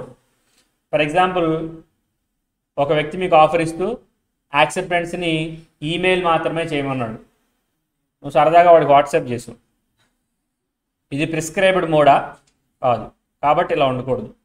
వాడు ఏమీ చెప్పలేదు, రీజనబుల్ మోడ్ ఏదన్నా ఫాలో అవ్వు. ఏమీ చెప్పలేదు కాబట్టి వాడికి రీచ్ అయ్యేలాగా ఎనీ సార్ట్ ఆఫ్ రీజనబుల్ మోడ్ని నువ్వు ఫాలో అవ్వచ్చు. అర్థమైందా? అంటే ప్రిస్క్రైబ్ చేస్తే ప్రిస్క్రైబ్డ్ మోడ్, ప్రిస్క్రైబ్ చేయకపోతే any sort of reasonable mode. ఓకేనా? Next, acceptance must be given within prescribed time or reasonable time. Prescribed time or reasonable time. నిన్న హైదరాబాద్లో బాగా వర్షం పడింది, మీకు తెలిసే ఉంటుంది, చాలా ఎక్కువ వర్షం పడింది. మొత్తం రోడ్లన్నీ ఆబ్వియస్లీ తెలిసిందే కదా, జలమయం అయిపోయినాయి అన్నమాట. 5 సంవత్సరాల క్రితం ఒకడు మా ఇంట్లోకి ఇట్లా నీళ్ళు వచ్చే మా రోడ్డు అంతా మునిగిపోయింది, ఏదైనా యాక్షన్ తీసుకోవాలి ఇట్లా అని చెప్పి 5 సంవత్సరాల క్రితం ఒక ట్వీట్ పెట్టాడు. ఆ ట్వీట్కి నిన్న జీహెచ్ఎంసీ వాళ్ళు రెస్పాండ్ అయ్యారు, ఎస్ వీఆర్ఎన్, మేము కన్సర్న్ డిపార్ట్మెంట్కి అసైన్ చేస్తాం ఈ పని, వాళ్ళు వచ్చి చూసుకుంటారని. అందరూ తిట్టకుండా తిట్టారండి. అంటే ఈ జీహెచ్ఎంసీ ట్విట్టర్ హ్యాండిల్ చేసేవాడు ఎవడైతే ఉన్నాడో వాడు నిద్రమొత్తాడు అనుకుంటా.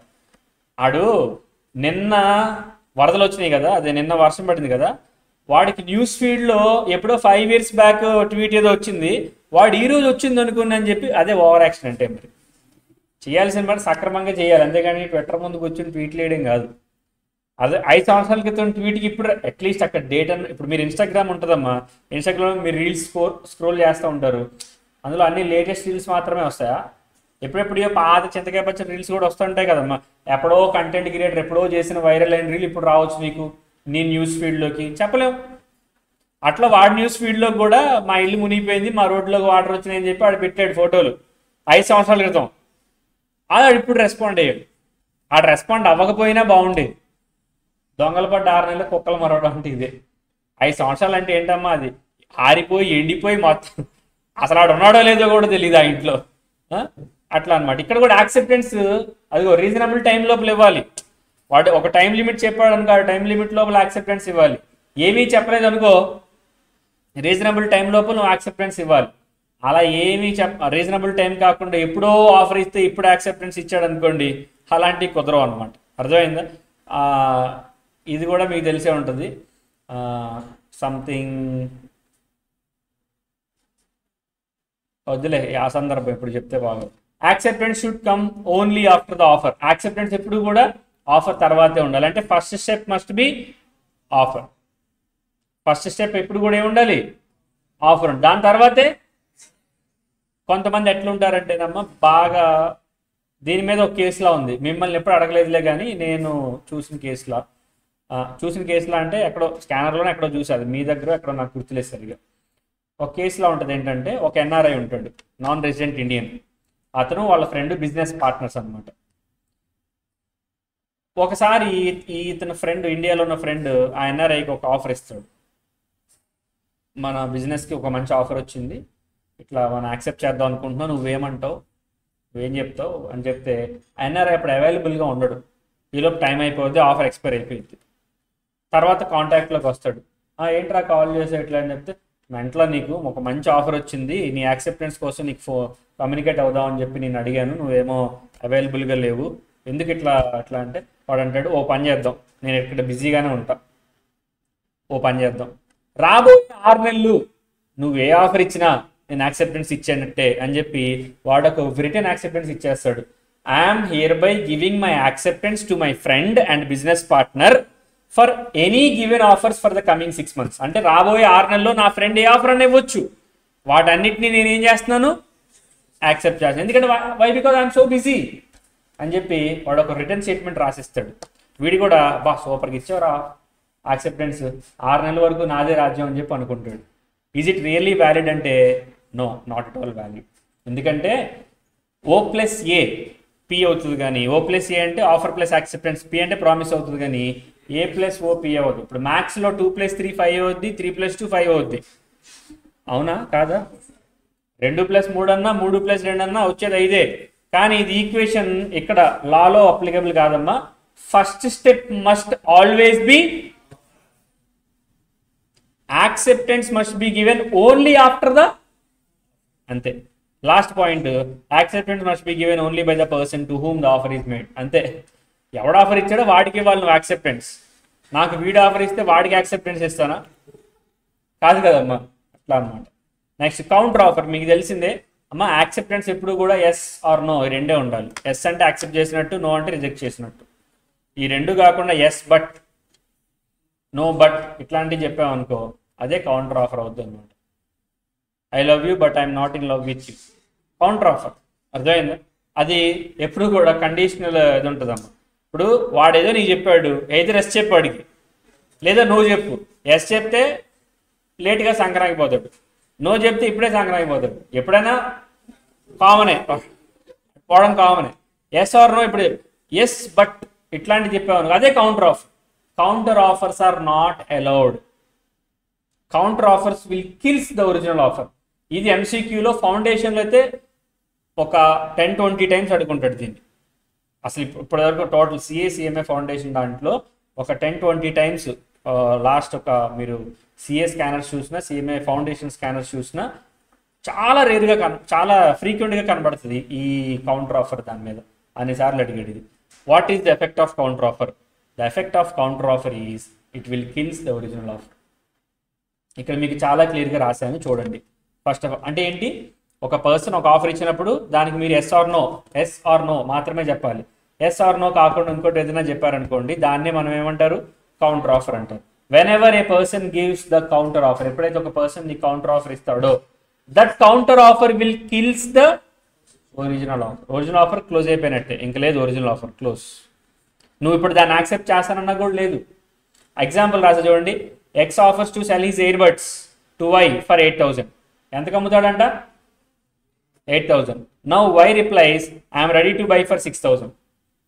ఎందుకు కాదులే కానీ 6,000 అయితే కొంటా అన్నాడు. ఇదేగా కౌంటర్ ఆఫర్ అంటే. ఈ 6,000 ఆఫర్ని కౌంటర్ ఆఫర్ అంటారు, ఈ 8,000 offer original offer. What is the effect of counter offer అంటే this 6,000 offer will kills the 8,000 offer. ఇక్కడ మీరు లెక్కలు ఉపయోగించొద్దు. సార్ 6,000 చిన్నది, 8,000 పెద్దది కదా, 6,000 వచ్చి 8,000 చంపేస్తుందా, ఇక అది మాట్లాడాల్సింది. అర్థమైంది? అట్లా. Next, this is a counter offer from Y and it will kills the original 8K offer. If X is ready to sell at 6K, he can accept the counter offer and can create a contract. 6,000 okay అయితే నువ్వు దాన్ని accept చేయి. కానీ what is the effect అంటే మళ్ళీ వచ్చి 8,000 ఆఫర్ని accept చేద్దాం అంటే కుదరదు. బేరాలు ఇలాగే జరుగుతుంటాయి కదమ్మా. వాడు ఎంతకు అమ్ముతా అన్నాడు? 8,000. నువ్వు ఎంతకు అడిగావు? 6,000. ఒకవేళ వాడు ఓకే అంటే 6,000కి అమ్ముతాడు. ఓకే. వాడు నాట్ ఓకే అన్నాడు అనుకో, పోరా ఇది ఒరిజినల్ ఇయర్ బడ్స్ ఇవి 25,000 ఎంఆర్పి, నువ్వేదో ఫ్రెండ్ కాబట్టి 8,000కి ఇస్తానని చెప్పాను, నువ్వు 6,000కి అడుగుతావా, నేను అమ్మను అన్నాడు. వెంటనే నువ్వు అనుకున్నావు, అవును కదా మనం మరీ కక్కుర్తిగా బిహేవ్ చేసాం, 25,000 వర్త్ ఆఫ్ దీన్ని 8,000కి ఇస్తా అంటే బెస్టే అని చెప్పి ఇప్పుడు నీ ఫ్రెండ్కో లెటర్ రాస్తున్నావు, సారీగా తప్పు అయిపోయింది, ఆ 8,000 ఆఫర్ నేను యాక్సెప్ట్ చేస్తున్నాను అని అన్నావు అనుకో, is it really valid? No. Why? Because you have already killed that 8K offer. నువ్వు దాన్ని చంపేసావు. ఎలా చంపేసావు? 6,000 ఆఫర్తో చంపేసావు. కాబట్టి ఇంకా దాన్ని యాక్సెప్ట్ చేయడం కుదరదు. That is the effect of counter offer. A counter offer will kills the original offer. అర్థమవుతుందా? అట్లా communication of offer, communication of acceptance. అమ్మ కమ్యూనికేషన్ ఆఫ్ యాక్సెప్టెన్స్కి ఒక్కటి చాలు, ఏ క్వశ్చన్ అడిగినా మీరు సాల్వ్ చేయగలరు. ఇది మీరు చదువుకోండి, ఇక్కడ మ్యాటర్ రాసాను సరిపోద్ది. దీని మీద క్వశ్చన్ రావడం అయితే కొంచెం రేరే, బట్ రాదు అని అయితే చెప్పలేమమ్మా, రావచ్చు కూడా దీని మీద. కమ్యూనికేషన్ ఆఫ్ యాక్సెప్టెన్స్ ఒకటి చెప్తా చూడండి. కమ్యూనికేషన్ అంటే అర్థం ఏంటి? అవతల పర్సన్కి నాలెడ్జ్ వెళ్ళడం. కమ్యూనికేషన్ ఆఫ్ ఆఫర్ ఎప్పుడైతే అంటే అవతల పర్సన్ దాన్ని లెటర్ తీసి చదివినప్పుడు కమ్యూనికేషన్ కంప్లీట్ అయినట్టు. ఇవాళ 8వ తారీఖు 17th నేను మీకు ఆఫర్ ఇచ్చా లెటర్లో, అది మీకు 22nd వచ్చింది. 22nd మీరు లెటర్ తీసుకున్నారు, కానీ తీసి జేబులో పెట్టుకున్నారు, చదవాల. 2 రోజులాగి 24th ఓపెన్ చేసి చదివారు. అంటే మీ నాలెడ్జ్లోకి ఎప్పుడు వచ్చింది? 24th. అంటే when the communication of offer is complete and 24th, not 22nd. Sir అదేంటి సార్ లెటర్ 22వ తారీఖు వచ్చింది కదా అంటే, మరి ఆడు ఎప్పుడు చదివాడు? 24th. కాబట్టి communication of offer is completed only on 24th, not on 22nd. Sir నాకు క్వశ్చన్లో చదివిన డేట్ ఇవ్వలేదు సార్, రిసీవ్ చేసుకున్న డేటే ఇచ్చాడు, అప్పుడేం చేయాలి సార్? రిసీవ్ చేసుకున్న డేటే కమ్యూనికేషన్ డేట్. అర్థమవుతుందా? అది ఇది చాలా ఈజీ కమ్యూనికేషన్ ఆఫ్ ఆఫర్. అని కమ్యూనికేషన్ ఆఫ్ యాక్సెప్టెన్స్ రివర్స్లో ఉంటుంది. కమ్యూనికేషన్ ఆఫ్ యాక్సెప్టెన్స్ రివర్స్గా ఉంటుంది. దానికి అందుకే ఈ చార్ట్ ఇచ్చా. Communication of acceptance must be analysed from 2 persons point of view. Offeror point of view, offeree's point of view. Offeror అంటే offer ఇచ్చినోడు.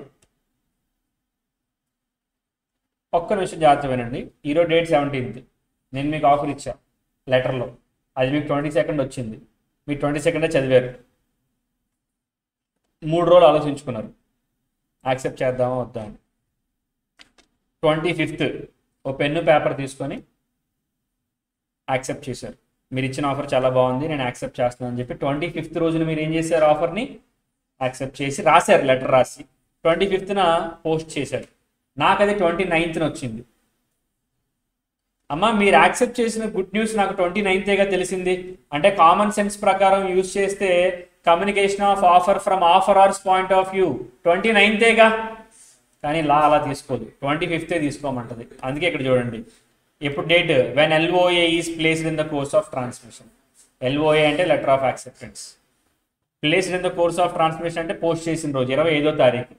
అమ్మ నాకు గుడ్ న్యూస్ తెలిసింది 29వ తారీఖు, కానీ 25వ తారీఖే కంప్లీట్ అయినట్టుగా ట్రీట్ చేయమంటది లా. ఎందుకు అలా చెప్తుంది అంటే లాజిక్ ఏంటంటే,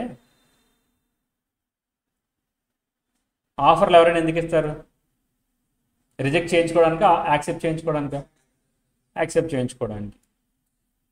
నేను ఇచ్చిన ఆఫర్ని మీరు 25వ తారీఖు యాక్సెప్ట్ చేశారు, కానీ మీరు 25వ తారీఖు యాక్సెప్ట్ చేసిన విషయం నాకు తెలియడానికి 4 రోజులు టైం పట్టింది అంతే. అదే మీరు నేను డిస్టెంట్ ప్లేసెస్లో ఉన్నాం కాబట్టి 4 రోజులు టైం పట్టింది. అదే ఇంటి పక్కన ఇల్లే అనుకోండి, లేదా పక్కనే ఉన్నాం అనుకోండి, ఇన్స్టెంట్ కమ్యూనికేషన్ జరిగి ఉండేదిగా. అంటే మీరు దూరంగా ఉండడం లేదా దగ్గరగా ఉండడం, లేదా దూరంగా ఉన్న త్వరగా కమ్యూనికేషన్ లేకపోవడం అనేది మీ తప్పు కాదు, నా తప్పు కాదు. అందుకని లా ఏం చేస్తుందంటే, ఎవరైనా ఆఫర్ యాక్సెప్ట్ చేయించుకోవడానికి ఇస్తారు కదా, ఇక్కడ కూడా ఆఫర్ యాక్సెప్ట్ చేసిన డేట్ 25 కదా, అందుకని ఆఫరర్స్ పాయింట్ ఆఫ్ వ్యూలో 25వ తారీఖునే తీసుకోండి అని అంటారు. ఆఫర్ ఈ పాయింట్ ఆఫ్ వ్యూలో, ఆఫర్ అంటే లెటర్ రాసినోడు, ఈ లెటర్ రాసినోడు పాయింట్ ఆఫ్ వ్యూలో అంటే కమ్యూనికేషన్ LOA రీచ్ అయినప్పుడు అంట ఆఫరర్కి. అమ్మా ఆడే లెటర్ రాశాడు, ఆడి పాయింట్ ఆఫ్ వ్యూలో రిసీవ్ అవడం అంటే అవతలోడికి రిసీవ్ అయినప్పుడు వీటికి కమ్యూనికేట్ అవడం ఏంటి? జస్ట్ అందుకే దీనికి ఒక చిన్న చార్ట్ లాగా ఇచ్చేసాను, కన్ఫ్యూజన్ లేకుండా. అర్థమైందా? పేర్లతో మాట్లాడుకుందాం ఒకసారి కావాలంటే చూడండి. A, B. A 1వ తారీఖు ఆఫర్ ఇచ్చాడు ఫస్ట్, అది 4వ తారీఖు రీచ్ అయింది, వాడు 6వ తారీఖు తీసి చదివాడు. Communication of offer ఎప్పుడైనట్టు? 6th అయినట్టు. 6వ తారీఖు నుంచి 10 రోజులు ఆలోచించాడు, 16వ తారీఖు లెటర్ రాశాడు, 16వ తారీఖు లెటర్ రాసి పోస్ట్ చేస్తాడు. ఆ రాసిన లెటర్ 26వ తారీఖు అవతలవాడికి రీచ్ అయింది, అంటే B పోస్ట్ చేసిన లెటర్ Aకి రీచ్ అయింది. ఇప్పుడు కామన్ సెన్స్తో ఆలోచించండి, లా కాదు, కామన్ సెన్స్తో ఆలోచించండి. ఏకి లెటర్ యాక్సెప్టెన్స్ లెటర్ వచ్చింది ఎప్పుడు? 26th. అంటే కామన్ సెన్స్తో ఆలోచిస్తే ఏ పాయింట్ ఆఫ్ వ్యూలో 26th కమ్యూనికేషన్ అయినట్టు. లెటర్ రాసింది ఎవరు? బీనేగా. వాడి పాయింట్ ఆఫ్ వ్యూలో 16th అయినట్టు. అవునా కాదా? కానీ లా దీన్ని ఇంటర్చేంజ్ చేస్తుంది. ఏ పాయింట్ ఆఫ్ వ్యూలోనేమో 16th, బి పాయింట్ ఆఫ్ వ్యూలో 26th అంటుంది. అంతే లాజిక్, ఇంకా అంత మించి ఏం లేదు. ఓకే, ఇక్కడ ఇంకో పాయింట్ గుర్తుపెట్టుకోవాల్సింది ఏంటంటే లెటర్ రాయడం ఇంపార్టెంట్ కాదు, లెటర్ పోస్ట్ చేయడం ఇంపార్టెంట్. 16వ తారీఖు రాసిన లెటర్ని వాడు 18వ తారీఖు పోస్ట్ చేశాడు అనుకోండి, 16వ తారీఖు కాదు కమ్యూనికేషన్ ఆఫ్ యాక్సెప్టెన్స్ అయినట్టు, 18. అంటే అవుట్ ఆఫ్ కంట్రోల్ అయిపోవాలి. పోస్ట్ చెయ్యాలి, లెటర్ రాసేసి పెట్టుకోవడం కాదు. పోస్ట్ చేసిన డేట్ ఏదైతే ఉంటుందో దాన్నే మనం స్టాండర్డ్గా తీసుకోవాలి. అట్లా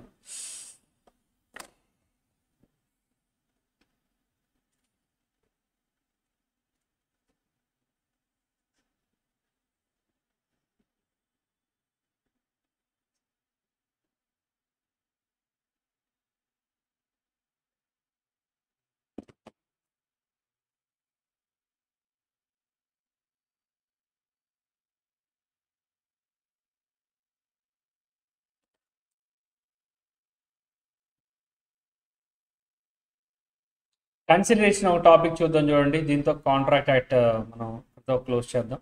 కన్సిడరేషన్లో ఇదిగోండి, ఫస్ట్ ఆఫ్ ఆల్ డెఫినేషన్ చూడండి. కన్సిడరేషన్లో 2D సెక్షన్ 2D డెఫినేషన్ చెప్పేది. డెఫినేషన్ ఇస్ వెరీ సింపుల్ అమ్మా. When at the desire of the promisor, promisee or any other person, 3 tenses ఉంటాయమ్మా, పాస్ట్, ప్రజెంట్, ఫ్యూచర్. పాస్ట్ అంటే అర్థం ఏంటంటే ఇక్కడ చూడండి, has done or abstained from doing. Present అంటే does or abstains from doing. Future అంటే promises to do or abstain from doing something. Such an act or abstinence or promise is called consideration. దాన్ని ఏమంటారు? Consideration అంటారు. అర్థమైందా? అట్లా. Next ఈ దాంట్లో ఇదిగోండి, కన్సిడరేషన్లో essentials important. First of all consideration must move at the desire of the promisor. అంటే ప్రామిసర్ అడిగితేనే చెయ్యాలి, డిజైర్ ఆఫ్ ద ప్రామిసర్ ఉండాలి. అడగకుండా చేసి మీరు డబ్బులు అడగలేరు. అంటే కన్సిడరేషన్లో ఖచ్చితంగా ప్రామిసర్ యొక్క డిజైర్ ఉండాలి. అంటే వాడు అడిగితేనే నువ్వు చేయాలి, అడగకుండా చేసి మీరు డబ్బుల్ని తీసుకోలేరు. Next consideration May move from promisee or any other person. దీన్నే స్ట్రేంజర్ టు ద కన్సిడరేషన్ అంటారు. ఇది వ్యాలిడే. మీరు కాలేజ్లో జాయిన్ అయ్యారు, మీకు కాలేజ్కి కాంట్రాక్ట్ ఉంటుంది. ఇప్పుడు మీ ఫాదర్ వచ్చి ఫీజు కడితే తీసుకోరా? వాళ్ళు కళ్ళకద్దుకొని తీసుకుంటారు, ఎందుకు తీసుకోరు? కాబట్టి అదేంటి, జాయిన్ అయింది మీ మీ మీ స్టూడెంట్, మీ అబ్బాయి లేదా అమ్మాయి కదా, ఆవిడే వచ్చి డబ్బులు కడితే మేము తీసుకుంటాం, లేదు తీసుకోం, అట్లా ఉంటుంది కదా. మా ఎవరు కట్టిన తీసుకుంటాం. దాన్ని స్ట్రేంజర్ టు ద కన్సిడరేషన్ అంటారు. According to Indian contract act it is completely valid. ఓకేనా? Next consideration need not be adequate. Consideration adequate, సరిపడినంత ఉండాల్సినంత అవసరం లేదు, ఉంటే చాలు. ఇది బిగ్గెస్ట్ లూప్ హోల్. 100 crores ప్రాపర్టీని 10 రూపీస్కి అమ్ముతున్న లా ఏమందో తెలుసా? 100 crores 10 రూపీస్ రెండు ఈక్వల్ కాదు. ఎవరైనా 10 రూపీస్కి అమ్ముతుంటే డెఫినెట్లీ వాడిని పిచ్చోడనే అనుకుంటారు. కానీ లా అలా అనుకోదు. నీ ఇష్టం బాబా, అమ్మితే అమ్ముకో అంటారు. ఏంట్రా? కన్సెంట్ చూసుకోవాలంతే. కన్సెంట్ వాడు మనస్ఫూర్తిగా ఇచ్చాడా లేదా అంతే. ఇప్పుడు చాలామంది డొనేట్ చేస్తుంటారమ్మా స్కూళ్ళకి, కాలేజీలకి, చారిటబుల్ ట్రస్టులకి, అనాథాశ్రమాలకి ల్యాండ్లు అవి ఇచ్చేస్తారు. ఎంతకి ఇస్తారంటే 10 రూపాయలకి, 9 రూపాయలకి, 6 రూపాయలకి, రూపాయికి ఇస్తారు. నేను ఆర్టికల్స్ జాయిన్ అయిన కొత్తలో విపిటి వైజాగ్ పోర్ట్ ట్రస్ట్ దానికి ఒకళ్ళు ఏం చేశారంటే 6 రూపాయలకి ల్యాండ్ ఇచ్చారు. I mean 2 acres land, 3 acres land. ఆ చదివినప్పుడు నేను ఫస్ట్ ప్రాక్టికల్గా అప్పుడే ఫస్ట్ చూడడం అనమాట. 3 ఎకరాల ల్యాండ్ 6 రూపాయలకి ఇవ్వడమా? ఇది 6 రూపాయలు తక్కువైంది వీడికి. 6 రూపాయలకి ఎందుకు ఇచ్చాడు అంటే ఆ బాండ్ పేపరు, స్టాంప్ పేపర్ వాల్యూనే ఇంకా ఎక్కువ ఉంటుంది. మరి 6 రూపాయలకి ఇవ్వడం ఏంటి అంటే 6 రూపాయలు ఎవరు ఇచ్చినా ఇచ్చేస్తారా? మేబీ అప్పుడు ల్యాండ్ రేట్లు అంత తక్కువ ఉన్నాయా? ఇవన్నీ ఆలోచిస్తే అది కాదు రీజన్. వాడి ఇంటెన్షన్ ఫ్రీగా ఇద్దామని. కానీ ఫ్రీగా ఇస్తే గిఫ్ట్ రిజిస్ట్రేషన్ అవుతుంది, దానిలో కొన్ని లూప్ హోల్స్ ఉంటాయి. Gift once given cannot be taken back. కానీ ఇది అలా కాదు. 6 రూపాయలకి ఇచ్చాడనుకో, ఆడికి రేపు పొద్దున ఆడికి ఇడికి చెడింది అనుకో, ఆడ 6 రూపాయలు ఆడికి ఇచ్చేసి ఆ లీజ్ని అక్కడితో క్యాన్సిల్ చేసుకుంటాడు. లీజ్ నేను చెప్తుంది. ఇప్పుడు 6 రూపాయల్లో వీడికి వచ్చిన లాభం లేదు, వాడికి వచ్చిన నష్టం లేదు. కానీ డైరెక్ట్గా మొత్తానికి ఇచ్చే కన్నా, ఎందుకంటేనమ్మా మనుషులు ఎప్పుడు ఒకలా ఉంటారు కదమ్మా. ఈరోజు మంచిగా ఉన్నాడు, రేపు పొద్దున వాడికి డబ్బులు వచ్చేసి ఎట్లా మారుతాడో ఎవరికి తెలియదు, చెప్పలేం. It is human nature, basic psychology. కాబట్టి వాళ్ళు అక్కడ ఏం చేశారంటే ఈ 6 రూపీస్కి ఇవ్వడం వెనకాల మతలబ్ ఏంటంటే, రేపు పొద్దున వాళ్ళకి వీళ్ళకి చెడింది అనుకోండి, ఆ లీజ్ని అక్కడితో క్యాన్సిల్ చేస్తారు. నువ్వు వద్దు, నీ 6 రూపాయలు వద్దు, క్లోజ్ చేసి అంటారు అట్లా. అంతేగాని వాడికి 6 రూపాయలు తక్కువైందని కాదు. 3 ఎకరాల ల్యాండ్ మీద 6 రూపాయలు ఏంటమ్మా మరి దారుణం అట్లా. కాబట్టి consideration need not be adequate. ఆ 3 ఎకరాల ల్యాండ్ ఫెయిర్ మార్కెట్ వాల్యూ ఒక 10 కోట్ల పైన ఉంటుంది. 10 కోట్లకి 6 రూపాయలకి సంబంధం ఉందా? అడిక్వేట్ కాదు. కానీ లా అదే చెప్తుంది, నీడ్ నాట్ బి అడిక్వేట్గా ఉండాల్సినటువంటి అవసరం లేదు. Next, if an act is suppose to perform under legal obligation then it is not consideration. అంటే చట్ట ప్రకారంగా కొన్ని పనులు నువ్వు చేయాల్సి ఉంటుంది. ఆ చేసేటువంటి పనులకి నువ్వు కన్సిడరేషన్ అడగలేవు. అదే ఈ పోలీస్ ఆయన ఉన్నాడమ్మా, ఆయన ఫర్ ఎగ్జాంపుల్ నువ్వు నీ బ్యాగో నీ గోల్డ్ రింగో చైనో పడిపోయింది అనుకోండి అమ్మా, అక్కడ పోగొట్టుకున్నావు. దాని మీద కష్టపడి ఆయన 2 రోజులు తిండి తిప్పలు మానేసి కష్టపడి నీ గోల్డ్ చైన్ని, నీ రింగ్స్ని, బ్యాగ్ని రికవర్ చేశాడు. నిజంగా కష్టపడ్డాడు. ఇప్పుడు అందులో సగం అడుగుతున్నాడు, కష్టపడ్డాను కదా నాకేం ఇవ్వవా, అందులో సగం ఇచ్చా అంటున్నాడు. లేదా పోనీ డబ్బులు అడుగుతున్నాడు, ఇస్తావా? ఇవ్వాల్సిన అవసరం లేదమ్మా, ఎందుకంటే హీఈస్ ఏ పబ్లిక్ సర్వెంట్. ఆయనకి గవర్నమెంట్ జీతం ఇచ్చేది మన తరఫున, మనం ట్యాక్స్ కడుతున్న దాన్ని బట్టే. మీరు అనుకుంటున్నారేమో నేను ఎప్పటిదాకా ట్యాక్స్ కట్టలేదు అనుకుంటున్నారేమో. ఇండైరెక్ట్ ట్యాక్సెస్, స్నానం చేసే అలవాటు ఉందా నీకు? స్నానాలు చేస్తారా? స్నానాలు దేంతో చేస్తారా? స్నానం సబ్బులతో చేస్తారా? ఆ సబ్బు కొనుక్కొచ్చి వాడుకుంటారుగా మీరు. ఆ సబ్బులో ట్యాక్సెస్ ఉంటే తెలుసుగా మీకు. షాంపూ ప్యాకెట్ కొన్నా, బయట ఫుడ్ తిన్నా, ఫుడ్ కొనుక్కొని, అంటే నువ్వు అవైల్ చేసుకునే సర్వీసెస్లో ఇన్హెరెంట్గా ఇండైరెక్ట్ ట్యాక్సెస్ ఉంటాయి. అదే నువ్వు కట్టే ట్యాక్స్. అంతేగా నువ్వు కట్టే ఇన్కమ్ ట్యాక్స్, జిఎస్టీ మాత్రమే ట్యాక్స్లు అనుకోవద్దు. ఇప్పటికీ నువ్వు కొన్ని లక్షలు ట్యాక్స్ కట్టుంటావు నువ్వు నీకు తెలియకుండా. సో నువ్వు కడుతున్న పన్నుల నుంచే గవర్నమెంట్కి జీతం వస్తుంది, గవర్నమెంట్ వాడికి జీతం ఇస్తుంది. కాబట్టి మళ్ళీ వాడికి నువ్వు డబ్బులు ఇవ్వాల్సిన అవసరం లేదు. అందుకే if an act is suppose to perform under a legal obligation, if an act is suppose to be performed under legal obligation then it is not consideration. వాడు నీకేదో బెనిఫిట్ చేసినట్టు కాదు, నువ్వు వాడికి ఏం బెనిఫిట్ ఇవ్వాల్సిన అవసరం లేదు. Consideration must be real and not illusory. Consideration ఎప్పుడు రియల్గా ఉండాలి, మానిటరీ ఫామ్లో. ఊహాజనితంగా, ఇల్యూజనరీగా ఉండకూడదు. సో బాబాలు భక్తుల దగ్గర నుంచి డబ్బులు అసెట్స్ దొబ్బేస్తూ ఉంటారు. నీకు మోక్షం ప్రసాదిస్తా, నీకు ఇక్కడ ఇహలోక సుఖాలతో పనే ఉంది, నీకు పరలోకం ఇస్తాను, ఇట్లా నీ ఆస్తులను నాకు ఇచ్చే. అదే ఆడికి ఇస్తున్నావు పరలోకం, నువ్వు కూడా పోతావు, మరి నీకెందుకు ఆ ల్యాండ్? అది అడగరు ఎవడు. అర్థమైంది? వీడు ఏం చేస్తాడంటే వాళ్ళకి ఇష్టం వచ్చిన ఏమంటారు అన్నీ వదిలేసి ఎవరికో, ఎందుకంటే ఇది బ్రెయిన్ వాష్. మీరు చూసే ఉంటారు, గుజరాత్లో ఒక అతను 2500 crores ఆఫ్ అసెట్స్ గవర్నమెంట్కి ఇచ్చేసి ఆయన సన్యాసి అయిపోయాడు. ఆయన, వాళ్ళ ఆవిడ, వాళ్ళ కూతురు. ఫస్ట్ అంటే వాళ్ళ కూతురు సన్యాసిగా మారిపోయిందంట. ఎవరో బాబా మాటలు విని సన్యాసిగా మారిపోయి ఇటు వెళ్ళిపోయిందంట.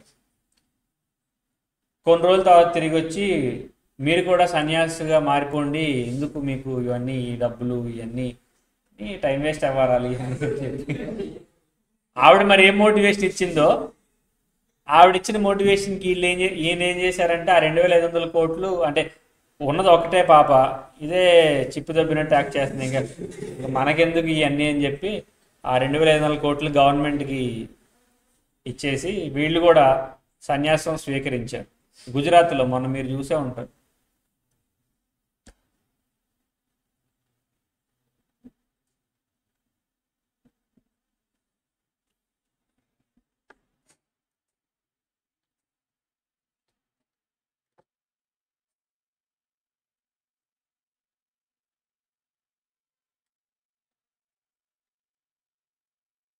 ఇది కాదా? పని చేయట్లేదా ఇది? వద్దులే, సర్లే. నెక్స్ట్, ఇదొకటి చూడండి అమ్మా, doctrine of privity of contract. ఇక్కడ మీరు ఈ పదం గుర్తుపెట్టుకోండి. ఏంటది? ప్రివిటీ. ప్రివిటీ అంటే అర్థం తెలుసా? రిలేషన్, సంబంధం. Doctrine of privity of contract ఏం చెప్తుందంటే, కాంట్రాక్ట్లో ఉన్న పర్సన్సే ఒకళ్ళ మీద ఒకళ్ళు కేసులు అవి ఫైల్ చేసుకోగలరు తప్ప కాంట్రాక్ట్లో లేనటువంటి పర్సన్స్ అంటే అన్రిలేటెడ్ పర్సన్స్ ఒకరి మీద ఒకరు కేసులు అవి ఫైల్ చేసుకోలేరు అని చెప్పేదే డాక్ట్రిన్ ఆఫ్ ప్రివిటీ. అంటే ఇన్ ఆర్డర్ టు నువ్వు కేసు ఫైల్ చేయాలంటే you must be in a privity. You must be in a privity ఉండాలి. ప్రివిటీ అంటే లీగల్ రిలేషన్ ఉండాలి, లేదా లీగల్ రిలేషన్స్ కాంట్రాక్చువల్ రిలేషన్ ఉండాలి, అప్పుడే కేసు ఫైల్ చేయగలవు. దీన్ని ఇంకోలా చెప్పాలంటే stranger to the contract can not shoe. Stranger to the contract అంటే సంబంధం లేని పర్సన్స్ వచ్చి కాంట్రాక్టింగ్ పార్టీస్ మీద కేసులు ఫైల్ చేయలేరు. ఓకే, దాని ఎక్సెప్షన్స్ కొన్ని ఉంటాయి చూడండి. ట్రస్ట్, ఇదిగోండి కాంట్రాక్ట్ ఆఫ్ ట్రస్ట్. అమ్మ బేసికల్లీ ట్రస్ట్లో ఇద్దరు ఉంటారమ్మా, author of the trust, trustee. Author of the trust, trustee. Author of the trust ఎందుకు పెడతారంటే బెనిఫిషియరీ కోసం పెడతారు. ఇప్పుడు మీరు పిల్ల జమీందార్ సినిమా చూసి ఉంటారు, నాని హీరో, అందులో నాని బెనిఫిషియరీ. అక్కడ వాళ్ళ తాత ఆథర్ ఆఫ్ ద ట్రస్ట్. ట్రస్టీగా ఎవరినో ఒక క్యారెక్టర్ సినిమా, ఐ మీన్ ఆయన పేరు ఏదో ఉంటుంది, యాక్టర్ పేరు, ఆయన్ని పెడతారు. శరత్ చంద్రనా సినిమాలో పేరా, యాక్టర్ పేరా? శరత్ చంద్ర సినిమాలో పేరా? సరే, శరత్ చంద్ర. యాక్టర్ పేరు, యాక్టర్ ఎవరు? వాటర్ ఉన్నాయా? అరే కిందకి వెళ్ళి వాటర్ తండి అన్న, ఆ బాటిల్ తీసుకోండి. సో బేసికల్లీ ముగ్గురు ఉంటారు. ఎవరా ముగ్గురు? First author of the trust, తెస్తాడు ఆథర్ ఆఫ్ ద ట్రస్ట్. రెండోది ట్రస్టీ. మూడోది బెనిఫిషియరీ. అంటే ట్రస్ట్ పెట్టినోడు ఆథర్. ఆడేమంటాడు, నేను ఎలాగో పోతున్నాను కదా, నేను పోయిన తర్వాత ఈ ట్రస్ట్ నువ్వే చూసుకోవాలి అని పెట్టినోడు ట్రస్టీ. ఈ ట్రస్ట్ అంతా అసలు ఎవరి కోసం పెట్టాడో వాళ్ళు బెనిఫిషియరీ. అదొక పర్సన్ అయి ఉండొచ్చు, క్లాస్ ఆఫ్ పర్సన్స్ అయి ఉండొచ్చు. కొంతమంది అనాథల కోసం ట్రస్ట్ పెడతారు, తెలుసుగా మీకు. అనాథల కోసం ట్రస్ట్ పెట్టారనుకోండి అమ్మా, ఇప్పుడు ఎవరైతే అనాథ పిల్లలు వాళ్ళు ఉంటారో వాళ్ళ కోసం పెట్టినటువంటి ట్రస్ట్లో బెనిఫిషియరీస్ ఎవరు? ఆర్ఫన్స్. ఎక్స్ ఉన్నాడు, బాగా డబ్బులు సంపాదించాడు, వైని ట్రస్టీగా పెట్టి నేను చచ్చిపోయిన తర్వాత కూడా అనాథ పిల్లలకి నువ్వు మంచి పనులు చేయాలంటాడు. అంటే ఇక్కడ అనాథ పిల్లలు beneficiaries. X author of the trust, Y trustee. Author of the trust చచ్చిపోయాడు అనుకోండి, కాంట్రాక్ట్ ఇద్దరి మధ్య ఉంది. ఆథర్ ఆఫ్ ద ట్రస్ట్ ట్రస్టీకి ఎక్స్వైకే ఉంది. ఈ ఆర్ఫన్స్ బెనిఫిషియరీస్ అంతే, వీళ్ళకి ఆ కాంట్రాక్ట్ గురించి కూడా తెలియదు. కాంట్రాక్ట్ ఎవరిద్దరి మధ్య ఉంది? ఎక్స్కి వైకి మధ్య ఉంది. ఎక్స్ చచ్చిపోయాడు, ఇప్పుడు వై ఏమంటాడు? మీ ఎవరికి ఏం డబ్బులు లేవని, ఇది ఆస్తులని నావే, పోండి అంటాడు. నార్మల్ హ్యూమన్ నేచర్ అదే కదా. ఇప్పుడు వై ఇలా కనుక అన్నాడు అనుకోండి అమ్మా, ఆర్ఫన్స్ వచ్చి వీడి మీద కేసు ఫైల్ చేస్తాం అన్నారు అనుకో, అప్పుడు వై ఏమంటాడు? మీకు కాంట్రాక్ట్ యాక్ట్ తెలియనట్టుంది, కాంట్రాక్ట్ యాక్ట్ ప్రకారం ప్రివిటీ ఉన్నాడులే కేసులు ఫైల్ చేసుకోవాలి, నాకు ఎక్స్కి ప్రివిటీ ఉంది, లీగల్ రిలేషన్. ఎక్స్ చచ్చిపోయాడు, నా మీద ఎవడు కేసు ఫైల్ చేయలేడు, వాళ్ళు నా ఎంట్రిక కూడా పీకలేరు అని చెప్పి అన్నాడు అనుకోండి, అర్థమైంది? సో ఎక్స్ ఎలాగో చచ్చిపోయాడు, ఎస్ వాడు పీకలేడు, కరెక్టే. కానీ ఎక్సెప్షన్ అమ్మా, ఎక్స్ పీకలేకపోవచ్చు. బెనిఫిషరీస్ ఉన్నారు కదా, బెనిఫిషరీస్ అనేటువంటి వాళ్ళు even though they are not the part and parcel of the contract, they can sue. మనం ఇప్పుడే మాట అనుకున్నాం, stranger to the contract cannot sue అని. కానీ ఇప్పుడు stranger to the contract can sue. ఏ సందర్భంలో? ట్రస్ట్ విషయంలో. ఏ విషయంలో? అలాగే రెండోది ఫ్యామిలీ సెటిల్మెంట్స్ విషయంలో. అమ్మ ఉమ్మడి కుటుంబంగా ఉండేటప్పుడు ఆ ఉమ్మడి ఆస్తి ఉంటుంది. ఉమ్మడి కుటుంబాలు విడిపోతున్నప్పుడు ఉమ్మడి ఆస్తి కూడా ఏం చేస్తారు? పంచుకుంటారు. అలా పంచుకునే క్రమంలో ఏదైనా ఒక అగ్రిమెంట్లోకి ఎంటర్ అయితే ఆ అగ్రిమెంట్ రేపొద్దున హానర్ చేయకపోతే అక్కడ ఉన్నటువంటి వాళ్ళు ఎవరైతే బెనిఫిషరీస్ ఉంటారో, even though they are not the party to the contract, వాళ్ళు దాన్ని ఏం చేయొచ్చు? ఎన్ఫోర్స్ చేయొచ్చు. ఎగ్జాంపుల్ చెప్తా చూడండి. ఒక 5 అన్నదమ్ములు ఉన్నారు. అన్నదమ్ముల మొత్తం ఎంత? 5. అందరికీ పెళ్ళిళ్ళని, ఒక్కొక్కరికి 2 పిల్లలు ఉన్నారు. వాళ్ళ అమ్మ నాన్న చనిపోయారు అనుకోండి. పోనీ వాళ్ళ అమ్మ నాన్న చనిపోవడం ఎందుకు? బతికిద్దాం కాసేపు, వాళ్ళ అమ్మ నాన్న ఉన్నారు. వాళ్ళ అమ్మా నాన్న ప్రాపర్టీస్ అన్నీ కూడా వాళ్ళు ఏమి ఉంచుకోకుండా పిల్లలు కదా కష్టపడుతున్నారని ప్రాపర్టీస్ అన్నీ వీళ్ళ ఐదుగురికి ఇచ్చేశారు. ఫ్యామిలీ స్ప్లిట్ అయిపోయారు. ఎవడు కాపురం వాడు స్ప్లిట్ అయిపోయారు. అంతకుముందు జాయింట్ ఫ్యామిలీ ఉన్నాడు, ఇప్పుడు న్యూక్లియర్ ఫ్యామిలీ విడిపోయారు. వాళ్ళ ఐదుగురు రాసుకున్నటువంటి అగ్రిమెంట్ ఏంటి అంటే, ఇదిగో ఈ సంవత్సరం మొత్తం అమ్మ నాన్న మెయింటెనెన్స్ నువ్వు చూసుకోవాలి, నెక్స్ట్ ఇయర్ నేను చూసుకుంటా, ఆ నెక్స్ట్ ఇయర్ నేను, ఇట్లా పంచుకున్నారు వాళ్ళు. ఈ విషయం ఆస్తులు పంచుకునేటప్పుడు రాసుకున్నారు, ఇది అప్పుడే నీకు ఆస్తులు వస్తాయి ఇట్లా అని. ఈ విషయం ఆ పేరెంట్స్కి తెలియకపోయి ఉండొచ్చు, తెలిసి ఉండొచ్చు, అది ఏదైనా అయ్యి ఉండొచ్చు. పేరెంట్స్ ఏమీ కావాలని మీరు మమ్మల్ని చూసుకుంటేనే మీకు ఆస్తులు ఇస్తామని చెప్పలా. వాళ్ళు మంచోళ్ళు, ఈ నా కొడుకులు దొంగ నా కొడుకులు అని తెలియక ఏం చేశారు, మొత్తం ప్రాపర్టీస్ అన్నీ కూడా ఏం చేసేసారు, వాళ్ళకే ఇచ్చేస్తున్నారు. ఇస్తున్నప్పుడు ఏం జరుగుతుంది, వాళ్ళు రాసుకున్నారు ఐదుగురు ఇన్హెరెంట్గా, వాళ్ళు లోపల రాసుకున్నారు ఏమని, మమ్మీ డాడీ మెయింటెనెన్స్ నువ్వో సంవత్సరం నేనో సంవత్సరం ఇట్లా చూసుకోవాలని. రేపు పొద్దున వీళ్ళకి గొడవలు వచ్చినాయి, మేము చూసుకోం ఇట్లా అంటున్నారు అనమాట.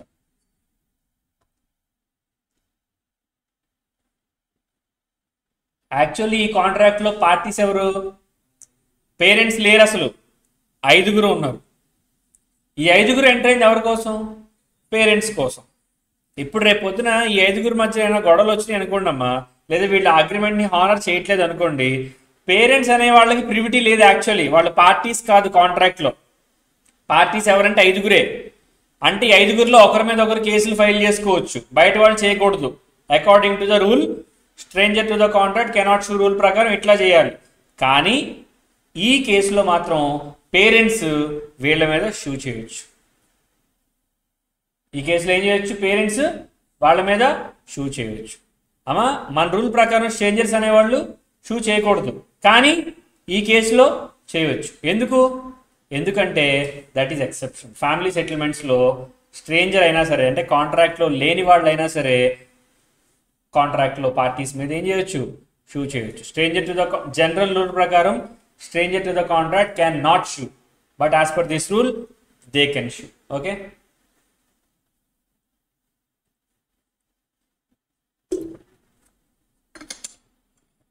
నెక్స్ట్ ఇక చిన్న పాయింట్స్ ఉంటాయి, ఏం అక్కర్లేదు, సరిపోతుంది, చాలు. Very basics. అంటే దీనిలో నుంచి ఏమైనా క్వశ్చన్స్ అడిగితే మేబీ మీరు ఎప్పుడో ఫౌండేషన్ టైంలో చదువుకుంటారు కాబట్టి ప్రాబబ్లీ మీకు గుర్తు రాకపోవచ్చు అని చెప్పి ఒకసారి ఈ బేసిక్స్ రివైజ్ చేద్దామని. అలాగో టైం కుదిరింది కాబట్టి, జనాలు కూడా తక్కువ మంది ఉన్నారు. ఫాస్ట్ ట్రాక్ అంటే ఇప్పుడు ఏదో అయ్యే చెప్పేసి వెళ్ళిపోవాలి అట్లేం లేదు కాబట్టి కొంచెం లెవరేజ్ తీసుకొని మనం ఈ టాపిక్స్ వెరీ బేసిక్స్ మాట్లాడుకున్నాం. దేర్ ఈజ్ ఏ ఛాన్స్, మొన్న ఎవడ ఎక్స్పెక్ట్ చేయలేదమ్మా ఆ బేసిక్స్లో క్వశ్చన్స్ వస్తాయని. అందుకే ఈవెన్ కొంతమందికి ఈ టాపిక్స్ అన్నీ కూడా తెలిసినా సరే రివైజ్ చేయడానికి రీజన్ ఇదే. మేబీ పొరపాటున ఏమైనా అడిగితే you should be able to answer the questions. మళ్ళీ చెప్తున్నా, లా ఎగ్జామ్ చాలా ఈజీ. మీరు చేయాల్సింది ఒకటే, last 10 attempts scanners, companies act, నేను ఇచ్చిన మెటీరియల్ చాలు, మోర్ దాన్ ఎనఫ్. అంత మించి ఎక్స్ట్రా ఏం అక్కర్లేదు. ఓకేనా, నెక్స్ట్ ఫౌండేషన్ కాదు, మీకు మెటీరియల్ ఏది ఇన్ని ఉన్నాయిందిరా.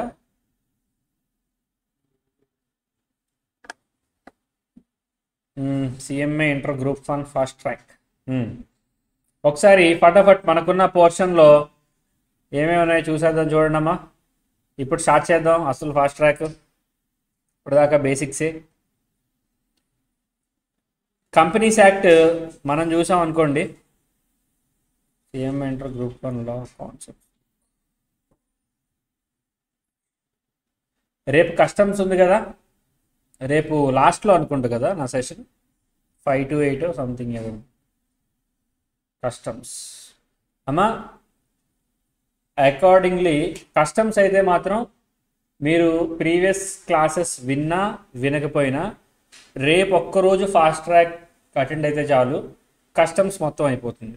అంటే ఐ మీన్ మీకు ఆ టాపిక్స్ తెలిసినా తెలియకపోయినా అర్థం అయినా కాకపోయినా రేపటి క్లాస్తో ఆల్రెడీ మనం క్లాసెస్లో ప్రాబ్లమ్స్ కూడా సాల్వ్ చేసాం, ఆ ఫార్మాట్స్ అన్నీ కూడా మాట్లాడాం. ఐ హోప్ మీకు అర్థమయ్యే ఉంటుంది.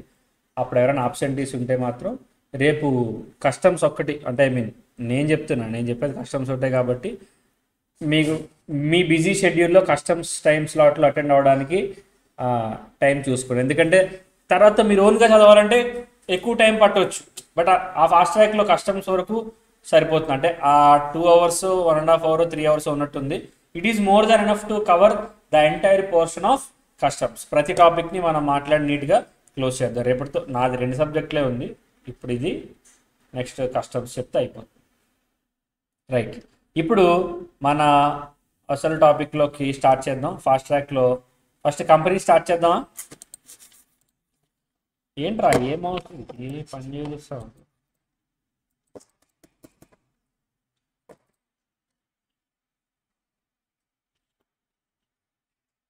ఒక చిన్న బ్రేక్ తీసుకుని లోపు ఈయన వచ్చి బాగు చేస్తాడు. లేదని బ్రేక్స్ ఆర్ వెరీ ఇంపార్టెంట్.